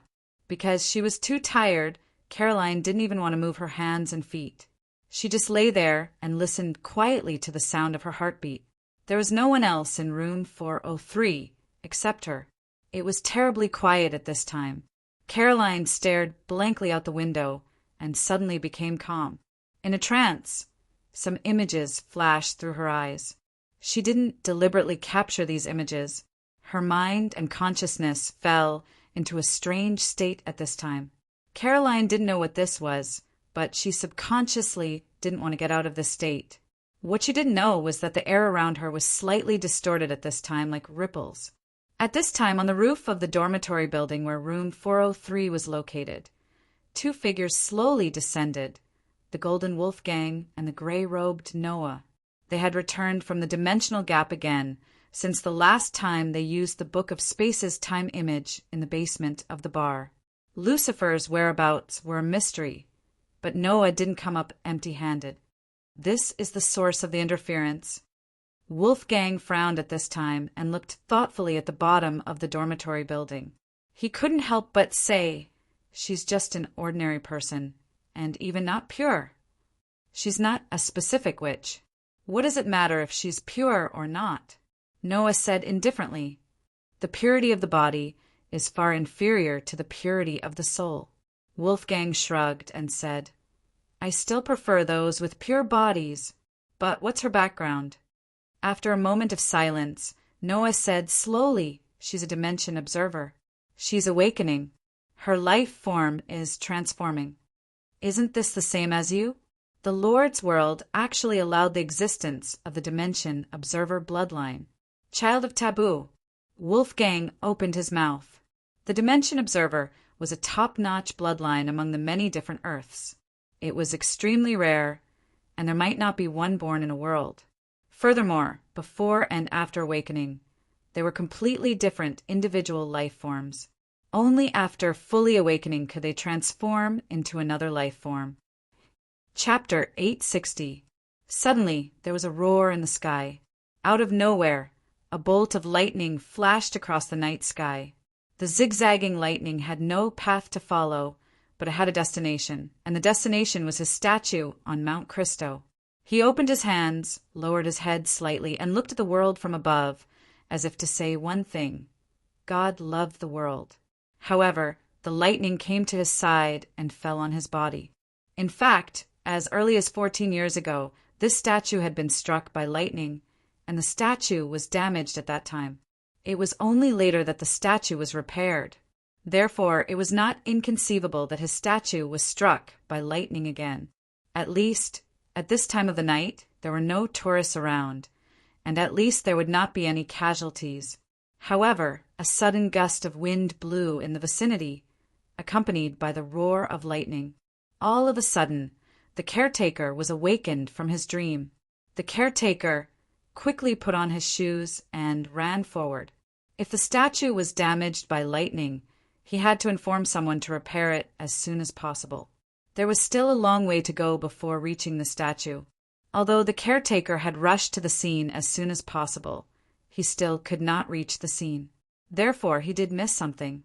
At this time, in front of the statue, in the center of the two huge arms, the lightning from the sky suddenly gathered and turned into a flashing ball. In the ball, there seemed to be something brewing. A few light spots were expanding in the ball. Suddenly, the ball of lightning cracked like a bubble, and the light that was brewing in the middle had expanded into a ball of light that was as tall as a person, and slowly landed under the base of the huge statue. There were 3 figures in total. They looked human and had blonde hair. 2 of them were wearing silver armor, holding long halberds, and had wings on their backs. The one in the lead was wearing plain clothes and straw shoes, but it was spotless. His skin was as white as snow, and he was as beautiful as a woman. His eyes were shining like stars. Furthermore, it had 3 pairs of exceptionally soft and beautiful white wings. Why are you in such a hurry to come to the main world? One of the silver armor suddenly asked. The one wearing plain clothes and straw shoes said indifferently, "This is Father's idea. He wants us to bring the sinner, Noah, back. If we succeed, we have to go to a place and do something." "Noah, he is here?" Another silver armor suddenly exclaimed. "I don't know, but Father suddenly gave me a revelation and told me the coordinates of this place." But at this moment, "Angel!" Behind them, the caretaker who had rushed over was so frightened that he dropped the phone in his hand. The unbelievably beautiful six-winged angel in plain clothes and straw shoes left the ground and slowly floated towards the caretaker. "Oh my God! Am I seeing things?" The caretaker felt that his worldview was rapidly collapsing until the six-winged angel arrived and floated in front of him. He could feel the warmth coming from the gentle radiance coming from the other party's body. The solemn feeling made the caretaker feel an unprecedented sense of reverence. He asked blankly, "Who are you?" "Gabriel." As it spoke, it slowly placed its hand on the caretaker's forehead. In an instant, the caretaker fainted in shock. Gabriel withdrew its hand and pointed at the spot between its eyebrows. Then it flicked two faint beams of light toward the two silver-armored angels and shot them into the spots between their eyebrows. We haven't walked in the human world for a long time. The world is changing every day, and the pollution is serious. Familiarize yourself with this memory as soon as possible so that we can take action, Gabriel said calmly. At this moment, there are so many unpleasant smells. There is the aura of hell here. One of the silver-armored angels suddenly frowned. "They are demons." Gabriel looked somewhere. Through the layers of obstacles, his eyes swept across the large city at the foot of Monte Cristo. "Let's not care about these demons. The most important thing now is to capture Noah." Therefore, they quickly retracted their wings and silver armor, and with a mysterious power, turned into clothes that were in line with the current trends. However, their figures were too perfect, as if they had been sculpted, but they looked like international models walking on the runway. Some old cars were parked at the side gate of the university campus, which was closer to the entrance of the dormitory area. In the car, Boston glanced at Haley, who was trembling. Of course, he knew that this guy was not trembling because of fear. On the contrary, Haley was trembling because he couldn't suppress the anger in his heart. This freak, with a powerful violent gene hidden in his body. Boston sneered at this moment. He quietly pressed down on the hidden pistol with one hand and placed a small knife on Haley's leg with the other. He then sneered in Haley's ear, "Go. The guy who has been using you as a substitute, controlling you, threatening you, and treating you as a puppet, he's here."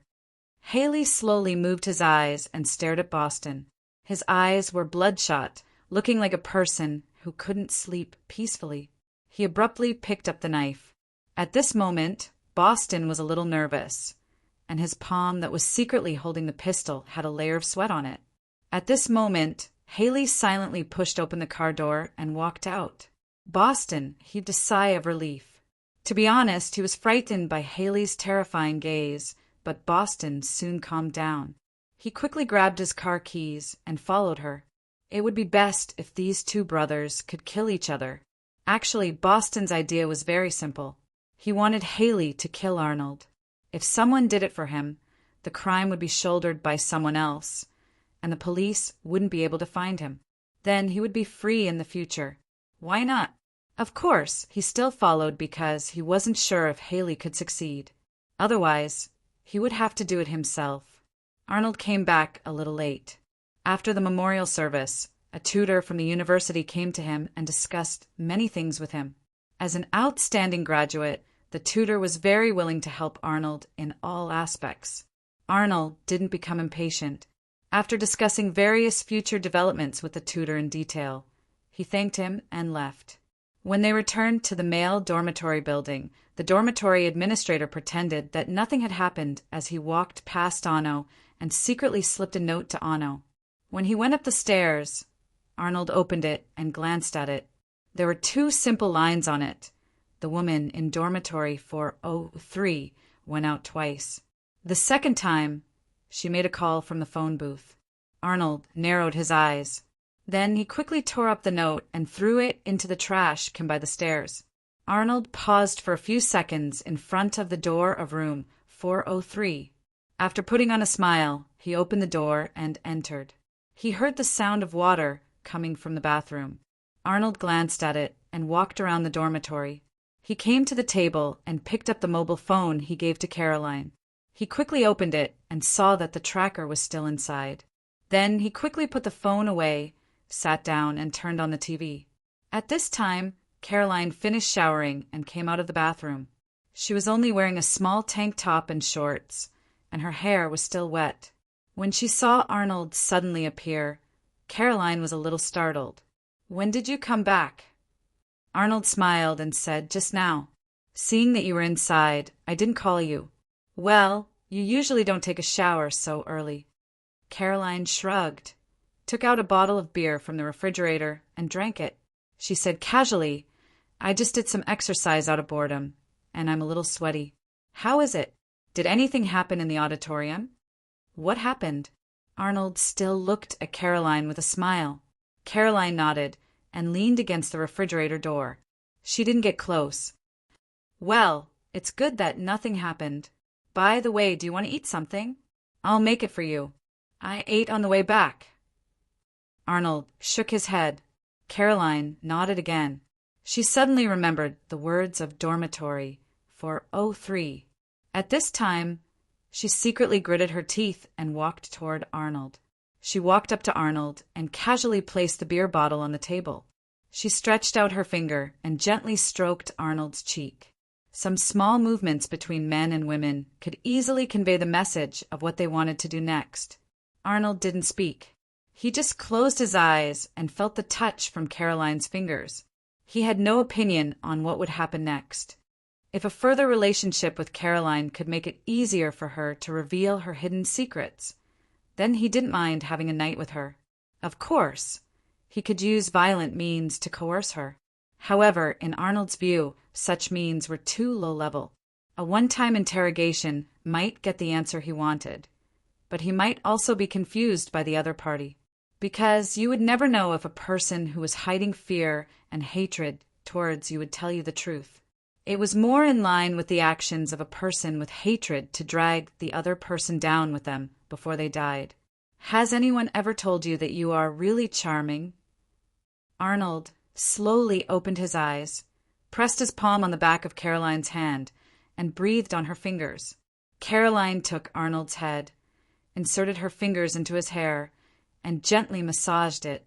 "There are still some things left unfinished last time. Is that so?" Arnold narrowed his eyes and stuck to Caroline's lower abdomen. He could roughly guess what was left unfinished last time because he knew Haley's special hobby very well. It was not particularly strange that Haley would have feelings for Caroline. They began to make love gently. Caroline pushed Arnaud onto the sofa. At this time, Arnaud reached out to untie Caroline's clothes, but Caroline grabbed his hands and put them on her chest. She bit her teeth and said, "Let me do it." This was a very seductive scene. "Your heart is beating so fast." Arnold chuckled. Caroline smiled slightly and began to lean down. Her left hand began to touch Arnold's clothes from his waist, moving all the way to his chest. At the same time, her other hand reached into the gap of the sofa. She whispered in Arnold's ear, "I think you are too tired. Enjoy it."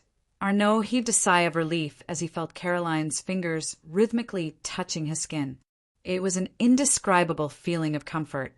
However, a sudden stinging sensation made Arnaud widen his eyes in horror. There was even a kind of disbelief in his horror. With a violent twitch of his body, Arnold fainted. Caroline straightened up at this time and reached out to pat Arnold's face.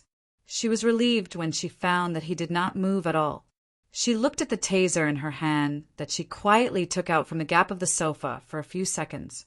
She listened to the crackling sound of the electric current and suddenly shuddered. Then She quickly turned off the taser and stuffed it directly into her cleavage. The taser given to her by 403 was just the right size. After electrocuting Arnold, Caroline stood up, wiped her face, and parted her hair a little. She didn't follow the instructions of 403. Electrocuting Arnold was just an impromptu idea, but she didn't expect to succeed so quickly. At the thought of Arnold waking up, Caroline shuddered again. She quickly took a bag and stuffed some things that were naturally useful to her. "Are you kidding me? I'm not going to continue playing with you lunatics." Caroline cursed as she stuffed her food. "Did I offend you? From that day on, there has been no peace at all. What does Boss Neymar's death have to do with me? Why are you looking for me? You can kill Livia, but why do you want to frame me? I've had enough. F***CKU. Speaking of which, Caroline turned around and punched and kicked the unconscious Arnaud. After venting her anger, Caroline took a deep breath and began to check Arnold's clothes. Of course, it was easy for her to find Arnold's wallet. After slapping Arnold again, Caroline opened the wallet. "Take these as some interest for me." She was penniless now. Although the money in Arnold's wallet was not much, at least she could still buy a bus ticket or something. Caroline had made up her mind to stay away from this place tonight. God knows when that lunatic Haley will suddenly switch with Arnold again. God knows if 403 can protect me. God knows when the scene in my foresight will come true. Caroline decided not to continue playing this dangerous game. So be it. It's better to be a wanted criminal than to die. I'm going to. Caroline suddenly stopped her outburst of muttering because she saw something in Arnold's wallet. The huge bank card she had lost. After going around in circles, the bank card finally returned to her hands. Caroline's eyes suddenly lit up. She directly put the bank card on her mouth and kissed it heavily. "You're the best." Outside the window, two transcendents were quietly watching this happen. It was not until the moment Caroline kissed the bank card that Wolfgang could not help but frown. God, why does such a vulgar woman have the bloodline of the Latitude Observer? I feel the malice of the worlds will towards me. But Wolfgang quickly realized that something was wrong. He then looked at Noah beside him and said, "Oh, I mean malice towards you. The Creator is imperfect." Noah responded in a calm voice, "Even for us. You see her stupidity, greed, and ignorance. Are you also looking at yourself? It's because you can always see things you don't like in her, just like yourself at some point in time. That's why you loathe her, don't you? Just like how you loathe yourself at some point in time and are always so impatient." Wolfgang shrugged and said, "Humans, by the way, anyway, this is your designated bride. Why don't you take her away now?" Noah shook his head and said, "The observer's awakening is very sensitive. Any external intervention may cause the awakening to fail. So we just need to wait quietly and let her follow the established path. Fate will guide her. What if it fails?" Wolfgang, on the other hand, held a different opinion. "How do you know that external interference will definitely lead to failure instead of prompting?" Chapter 861. Feeling something cold dripping on his face, Arnold opened his eyes at once and then gasped for breath. Like a drowning person who had just woken up, he greedily swallowed the air around him. "God, boss, you're finally awake." The voice Arnold heard came from the dormitory's administrator, the guy who secretly worked for him. "I saw the lady leave in a hurry, but I didn't see you.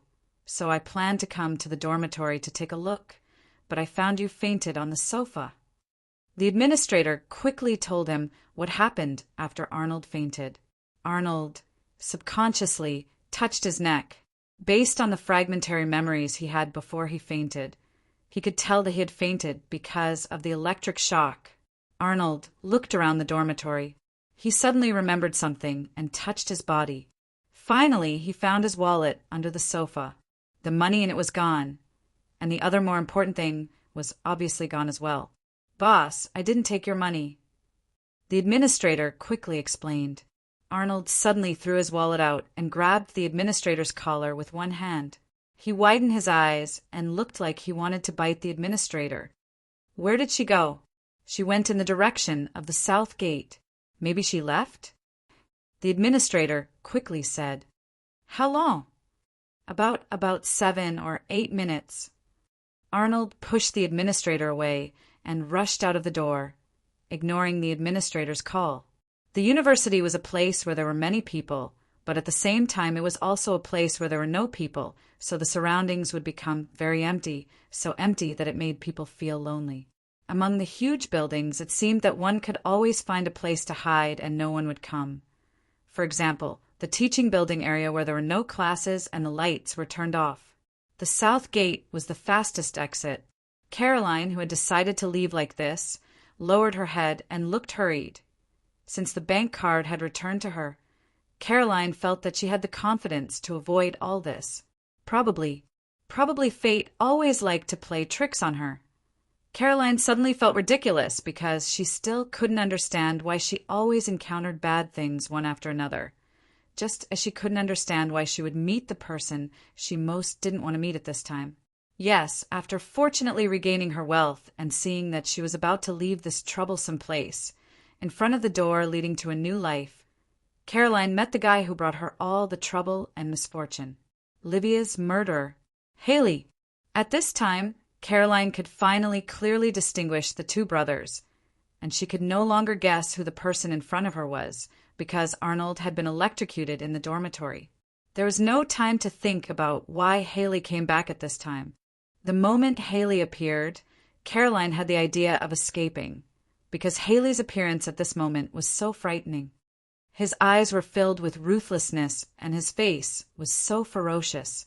It was as if there was a demon living in his body. Such a terrifying person.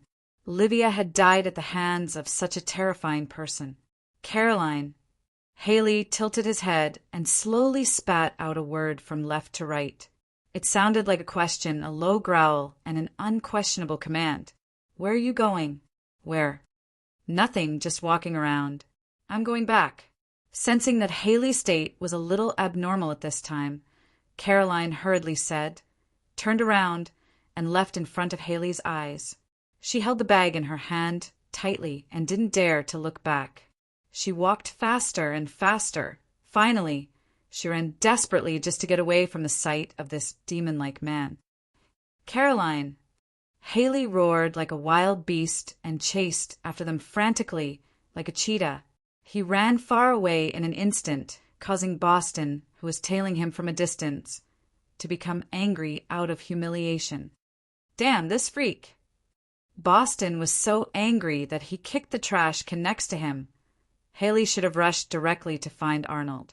Why did he chase after this *to his age? Boston spat on the ground. Just as he was about to give chase, a voice that made him feel apprehensive came from the side of the road. It was Arnold. Arnold flipped over the side guardrail with a few leaves on his body. He took a shortcut all the way to the Southgate exit. He guessed that Caroline was not familiar with the various passages in the university park and could only take the main road, so he tried to intercept her as much as possible. Boston, why are you here? Arnold stepped forward and stared at Boston. Boston subconsciously wanted to pull out his pistol. Maybe it was a good choice to kill Arnold here. But this was too stupid, especially shooting in this place. The gunshot was bound to attract the guards in the university. Moreover, looking at Arnold's flustered and exasperated appearance and the scene of Caroline and Haley meeting, Boston's intuition told him that Arnold was hiding something from him. Boston's heart skipped a beat, and he quickly lied. I'm sorry, boss. Haley escaped from his lair when I went out to buy food. I saw that he was completely crazy and said he wanted to deal with you, so I chased after him. What? You let him out? Arnold grabbed Boston's collar with one hand and said angrily, How could you? I'm sorry. Boston lowered his head. But he ran over there. And that woman, Caroline, I saw her too. Arnold pushed Boston away and shouted, I'll deal with you when we get back. Come with me. Things. Why couldn't things happen according to the plan? Why couldn't things go as planned? Everything If everything worked as planned, how good would it be? Just like the script, how good would it be? It was so bad that it made people upset, so bad that they couldn't wait to destroy everything and recreate it. They were like spectators, but they had the ability to intervene at any time. It was just that there were countless such things happening in the world. Even at this moment, there were countless of the same things happening in different spacetimes. Wolfgang's 10 fingers moved slightly, and there seemed to be invisible piano keys in the air. The vibrating air produced a rather cheerful rhythm. Emotions can be put into the song. This berserk called Haley is quite interesting, but it's a pity that he's just an ordinary guy. I can't continue with this song. His hand suddenly stopped. Wolfgang looked at Noah and said, "Aren't you going to help this woman? She may not be able to avoid the danger. Since there's still a chance to awaken this power in the main world, this little difficulty is nothing," Arnold said indifferently. "If she can't get through it, it proves that she's still not allowed to exist in the main world. The Hand of the Worlds is arranging her ending, so we shouldn't interfere." "Oh," Wolfgang asked curiously, "didn't you say that she will be your bride?" Noah flipped his sleeves. "Multiple worlds are common. Every individual is independent of each other, but there is some kind of connection. Since the power of dimensional observation can be born in her in the main world, there is also a chance for it to be born in her in other worlds. Failure here doesn't mean failure in other worlds. I just need to know that it's Caroline, not the Caroline in the main world." Wolfgang shrugged and asked in a vulgar manner, "In other words, there are pure ones in other worlds, right?" Arnold glanced at Wolfgang indifferently. Just as he was about to speak, he frowned slightly. He lifted his hood in an instant and turned to look behind Wolfgang. Noticing that something was wrong with Noah, Wolfgang also turned around instantly. Behind the two of them, 3 guys with perfect figures had appeared out of nowhere. Their faces were perfect and their clothes were neutral. It was difficult to determine their gender at first. However, there was an uncomfortable feeling coming from these 3 people that made Wolfgang feel uncomfortable. Wolfgang flipped his blonde wig and was slightly moved. The notes in the wind are a little restless. How dare the music of lust blaspheme the gospel? The beautiful leader stood with his hands behind his back and shook his head slightly. Wolfgang felt as if his fingers were hit by something, and he quickly clenched his fists. A smiling bruise had appeared on his fingertips. Wolfgang could not help but open his mouth in astonishment. He looked at Noah in astonishment, only to see Noah waving his hand to stop Wolfgang. Noah said calmly, "Wolfgang, even someone as talented as you wouldn't be able to create such a voice that can be said to be the gospel of mankind. Gabriel's body is surrounded by this gospel, so don't mess with your notes. Gabriel." Wolfgang's expression suddenly changed slightly. He instantly looked forward and said solemnly, "It is Gabriel, the left of God." Gabriel didn't pay attention to Wolfgang's solemn expression. He floated up and slowly arrived in front of Noah, facing him for a moment. Gabriel suddenly asked, "Aren't you going to escape?" Noah shook his head and said indifferently, "One day I found myself in heaven in a dream, so I knew I would go back one day. But I don't know the exact time, but I think it might be this time. I hope I don't have to do it." Gabriel nodded. Noah said helplessly, "If it were another angel, I think I would consider it. But I didn't expect him to send your true body here. Then I can't do anything." "You're quite rational." Gabriel smiled and said, "As expected of the guy who inherited the name of the prophet. Then come back with me." "Can you wait?" Noah suddenly said, "I'll go back with you. How about tomorrow?" "Don't make me do it here." Golden light flashed in Gabriel's eyes. "Then there's nothing I can do." Noah waved his hand casually. However, Gabriel seemed to have sensed Noah's movement, and he pressed Noah's hand down even faster than him. Noah smiled and said, I don't plan to leave. But my friend has nothing to do with heaven. You can't just capture him, right?" As Noah spoke, Wolfgang's body instantly faded and disappeared in the blink of an eye. Gabriel glanced at Noah in silence and slowly released his hand. He said indifferently, "I heard that a group of extraordinary guys gathered in the dimensional crack. They thought they had escaped from this world. But in the end, they couldn't even stay in the main world. Don't you think they're lying to themselves?" Noah smiled and didn't say anything. Suddenly, he pointed at the starry sky and pointed down. There was a tall mountain in front of him. "What do you think is on the other side of the mountain?" Gabriel frowned and asked, "What is it?" "Shooting stars," said Noah. "How do you know?" asked Gabriel. Noah shook his head and said, "Do you want to take a look? You'll know if it's there or not." Gabriel, however, waved his hand. The two angels behind him hurriedly stepped forward. Noah cooperatively stretched out his hands. One of the angels swept across Noah's hands, and Noah's hands were instantly shackled. "Take him away!" Gabriel shouted in a deep voice. The two angels instantly turned into rays of light. The light spread to Noah's body, and the two angels and Noah's figures gradually faded away. "I've been to the other side of the mountain, but I didn't see you there because you didn't come." Before they disappeared, Noah's voice slowly faded away. After the last barrier disappeared, Gabriel turned around and left. Unlike in the past, angels didn't need to cause any trouble in the main world. Their glory had already shone on the earth, and the world knew them. They could come and go quietly, but Gabriel didn't leave immediately. Instead, he came to the tall bell tower on the university campus. In the bell tower, facing the North Star, Gabriel knelt down and put his hands on his chest. Then he slowly stood up.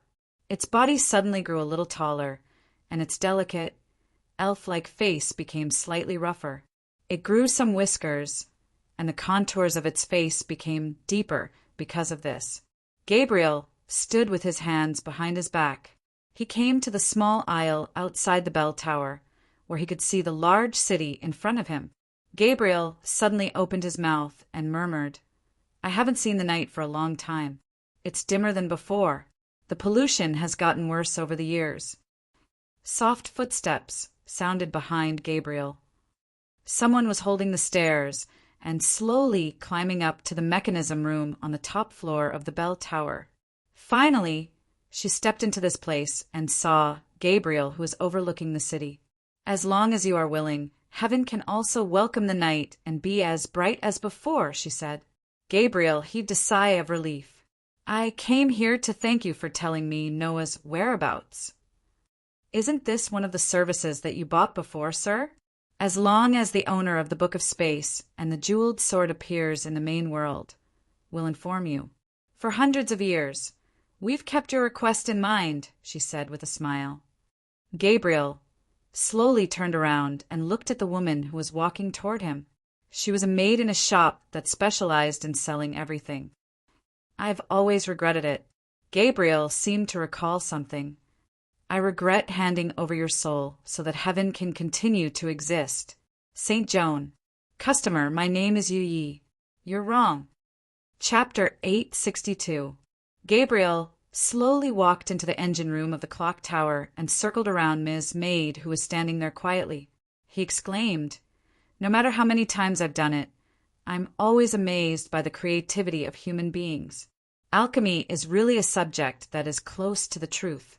Just this body alone is really a rare treasure." Yu Yi clasped her hands and looked ahead, motionless like a virgin who was practicing etiquette. "For centuries, dozens of centuries, I've been thinking about the same question." Gabriel stopped in front of Yu Yi and stared into her deep blue eyes, asking slowly, "Who are you? Where are you from? What do you want to do?"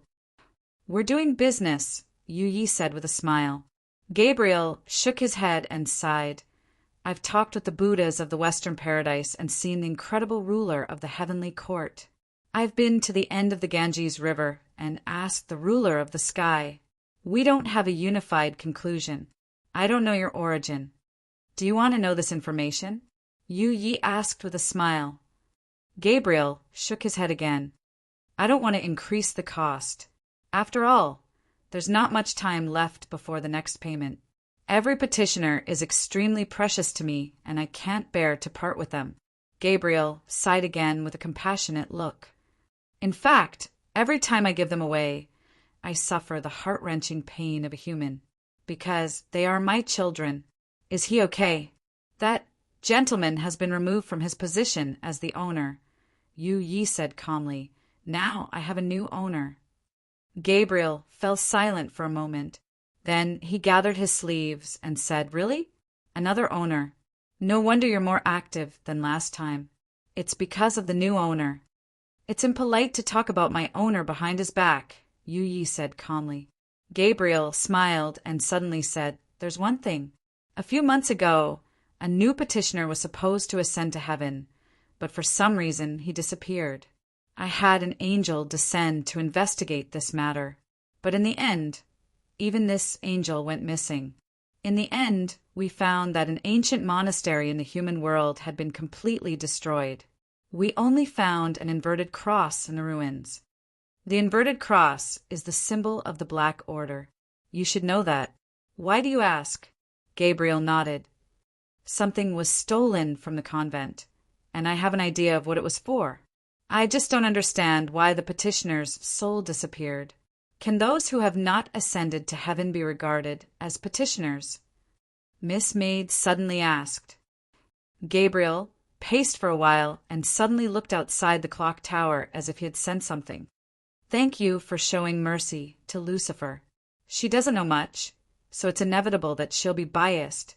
You two were once siblings, so I hope you can take into account your relationship. That depends on how much she offended my master."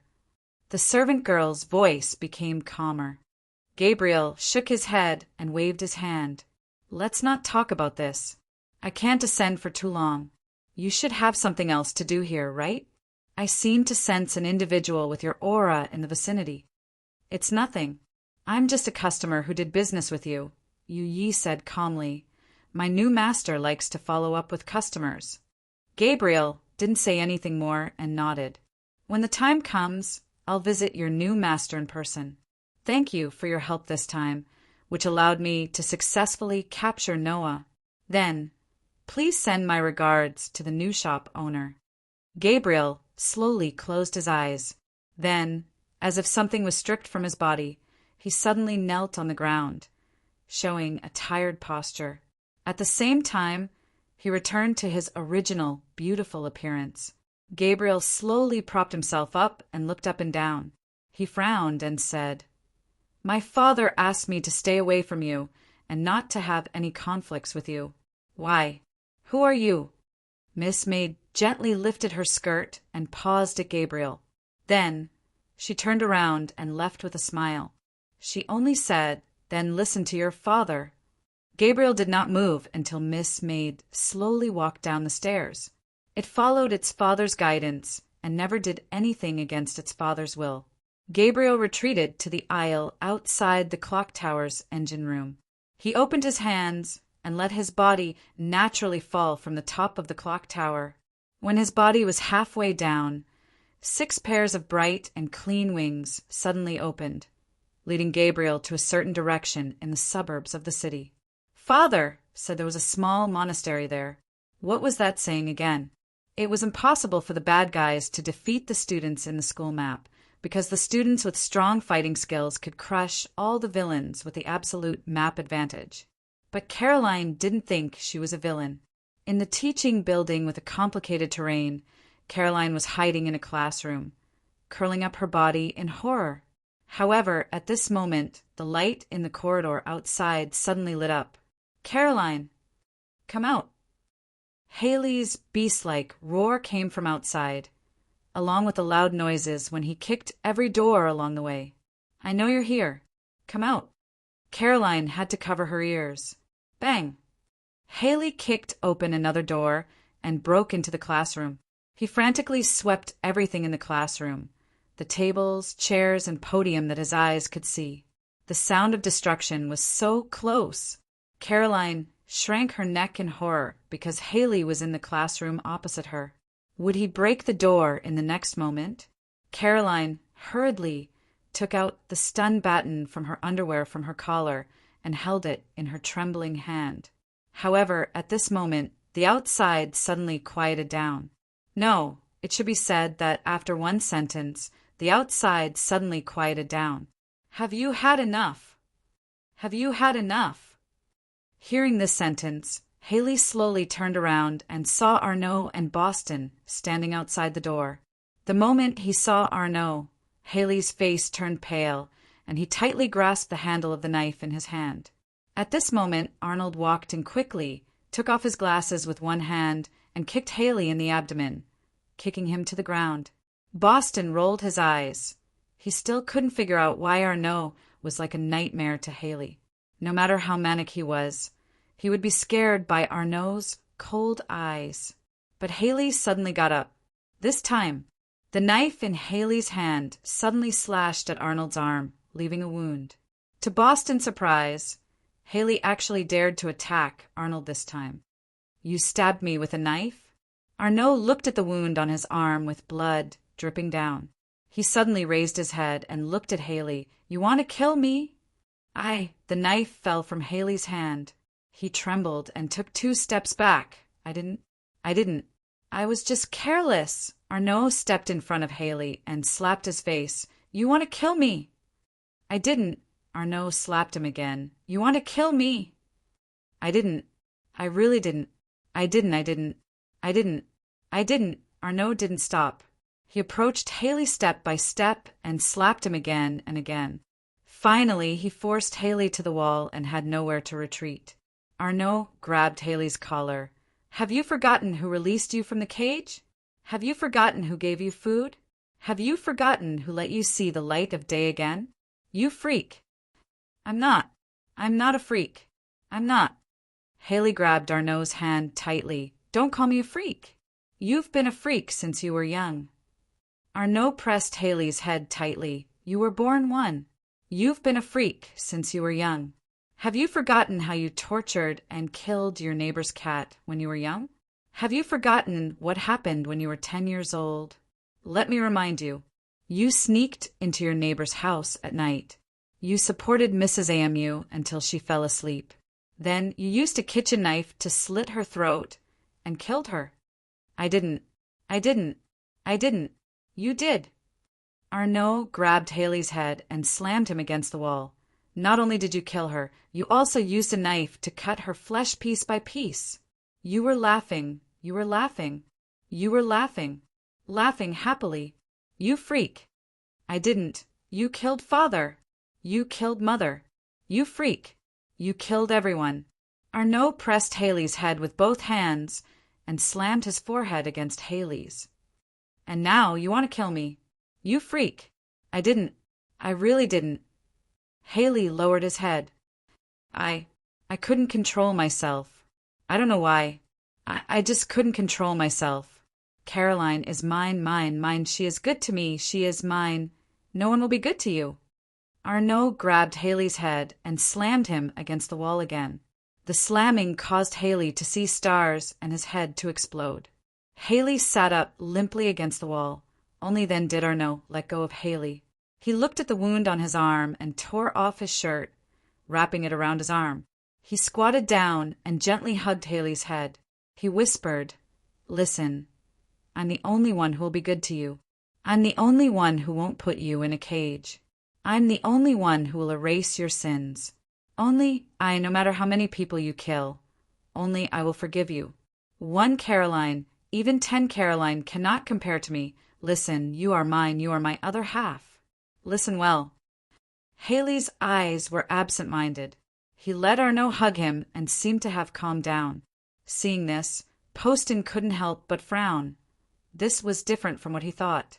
He suddenly narrowed his eyes and glanced at the empty corridor. He suddenly took out the pistol hidden in his belt. Seeing this scene, Caroline in the classroom suddenly covered her mouth, fearing that she would make any sound. What did she see? Poston wanted to kill Arnaud and Haley behind? In the next second, would they hear gunshots? Caroline shrank her body in horror. 1 second passed, 2 seconds passed, 3 seconds passed. Bang! All of a sudden, But it wasn't the sound of a gunshot, but the sound of someone breaking in. Caroline only felt that her head was pushed by a hard object. Caroline's body suddenly stiffened, and she slowly raised her head. She saw a black muzzle pointing at her. It was Poston. "Hey, girl, I knew you were hiding here to watch the show." Caroline suddenly opened the stun button and wanted to electrocute Poston. But Poston kicked her away, one step ahead. Poston pinched Caroline's neck and stabbed the pistol directly into her mouth. The hard spearhead stirred Caroline's mouth. "Be quiet, you don't want me to open a hole in your body now, right?" Poston sneered. Caroline didn't dare to move. She breathed rapidly and her heart beat wildly. Death was so close that her mind was almost blank due to fear. "Hey, boss, I found this woman." Poston shouted outside at this time. Arnaud let go of Haley at this time. Haley was sitting against the wall with his head lowered like an empty shell. Arnaud walked over and glanced at Caroline, who didn't dare to move as Poston pointed the pistol at her. "When did you find her?" Arnaud glanced around and looked at the bag beside Caroline. "Don't kill me, don't kill me." Caroline cried out in horror. I can give you all, I can give you all. Please don't kill me. I'll give you all the money. I'll give you the bank card. Don't kill me." Arnaud picked up the bag on the ground, reached out and patted the dust on the bag and put it on the table. "Actually, I really don't like to use this kind of violent method. You see, I'm bleeding. I'm starting to hate you." Arnaud opened bag. In addition to some packaged food, there were some odds and ends. Not to mention small sealed bags, light blue powder. What an insatiable woman. Arnaud walked toward Caroline and waved his hand. Poston understood and pressed Caroline directly on the table. Under the light, Arnold walked in front of Caroline, pinched her chin, and lowered his body. "I'm bleeding. You almost let him kill me. It's too easy for you to kill you like this. I suddenly have a very good idea. It's temporary." Caroline struggled desperately, but Arnaud took out the powder and covered Caroline's mouth in handfuls. "Boss, isn't this too wasteful?" Poston couldn't help but ask. "Then what do you want?" Arnaud said coldly, "Do you want to use bullets or rope? Then throw her body by the river. Use this to let her die and leave her body here. When the police find it tomorrow, they'll investigate. This kind of thing can't be covered up, and society will pay attention. After all, it happened on campus. Those politicians can't protect it no matter what. Those big shots in the market who have bath salts will be targeted. After they're all cleaned up by the police, there will be plenty of space for us to develop. But we can't sell it like this. Without money, how can we develop?" Poston frowned. Arnaud looked at the struggling Caroline and sneered. "Money? There's money here, and it's something you can't imagine. Oh, it's already working." After continuously feeding her bath salts, Caroline's face suddenly turned ugly. Her eyes began to roll back, and her whole body began to twitch crazily. She fell to the ground, and blood began to flow from her nostrils. "Start packing," Arnaud ordered at this time. Poston hesitated for a moment and finally chose to do as he was told. He suddenly felt that it was a very promising thing to be able to swallow up the territory of those big shots. Arnaud, maybe it's still useful to keep it. He walked to Haley's side and helped him up. Arnaud quickly wiped away the bloodstains on the ground when he was injured, then restored the classroom to its original state and closed the door. He glanced at Caroline and found the bank card on her body. He quickly said, "Let's go, the patrolling people should have heard the commotion. Save me," before leaving. Caroline struggled to hold on to Haley's calf. This might be the last bit of strength she could muster to survive. Haley's body trembled. He lowered his head and looked at Caroline's pleading face. His face was pale, but he was still carried away by Poston. "Save, save." She could only see the pace they took as they left. Caroline felt as if her brain was about to explode. Her whole body was burning like a raging flame, and the surging blood vessels under her skin bulged. When this extreme pain reached a certain limit, Caroline suddenly opened her eyes.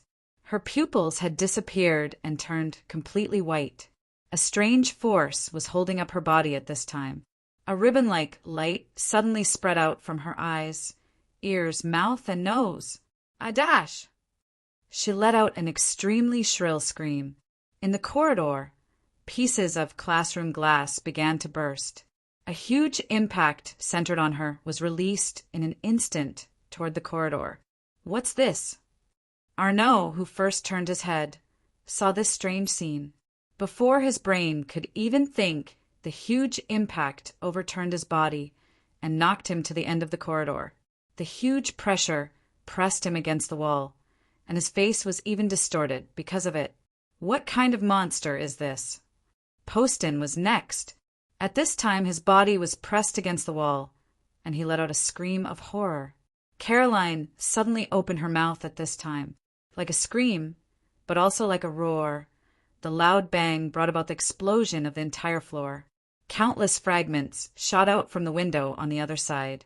Arnaud and the other two were instantly pressed under the rubble. It was unknown whether they were dead or alive. In the corridor that looked like a ruin, smoke and dust billowed. Caroline had already fallen to the ground, hugging her head tightly. Countless voices, countless images, and countless information began to crazily pour into her brain. She felt that she was going to be annihilated in this huge amount of foreign information.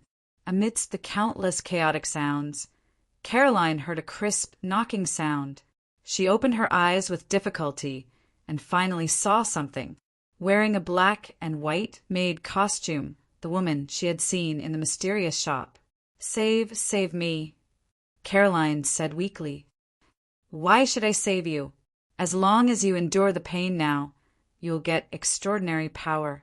The dimensional observer will be able to leave your figure in the past or the future." I can't take it. I can't take it. I don't want to. I don't want to." Caroline suddenly grabbed the woman's leg. "I don't want to. Think about it again. I'm not lying to you." She slowly squatted down, reached out, and touched Caroline's lips. She said indifferently, "You are stupid, ignorant, and vulgar, but because of this, you can get a chance to transform. Furthermore, there is no doubt that as long as you can endure this pain, you will become a life that surpasses humans." I don't want to." Caroline grabbed her face in pain, scratching her cheeks, leaving bloody marks. "I don't want to. I don't want to. I don't want to." She stood up and said indifferently, "The dimensional observer is a sin bloodline that is not allowed to exist in a world. Only by permanently depriving you of the ability to reproduce can the Lord appear and allow you to have the opportunity to awaken. After you get through this pain, you will realize that the pain you are enduring now is not worth mentioning." "I don't want to. I can't take it anymore." "Then make your choice," she said indifferently. "Do you want to deprive yourself of this power, or do you want to accept this power and become an extraordinary?" "I don't want to. Don't save me. I beg you." She shook her head and seemed to sigh. "For countless years, for thousands of centuries, do you know why the dimensional observer's ability can't be awakened? That's because only when it appears in a person with no tolerance will the chance of it being born appear so weak or even impossible. You are not the first to give up. Are you really not going to reconsider?" "I don't want to."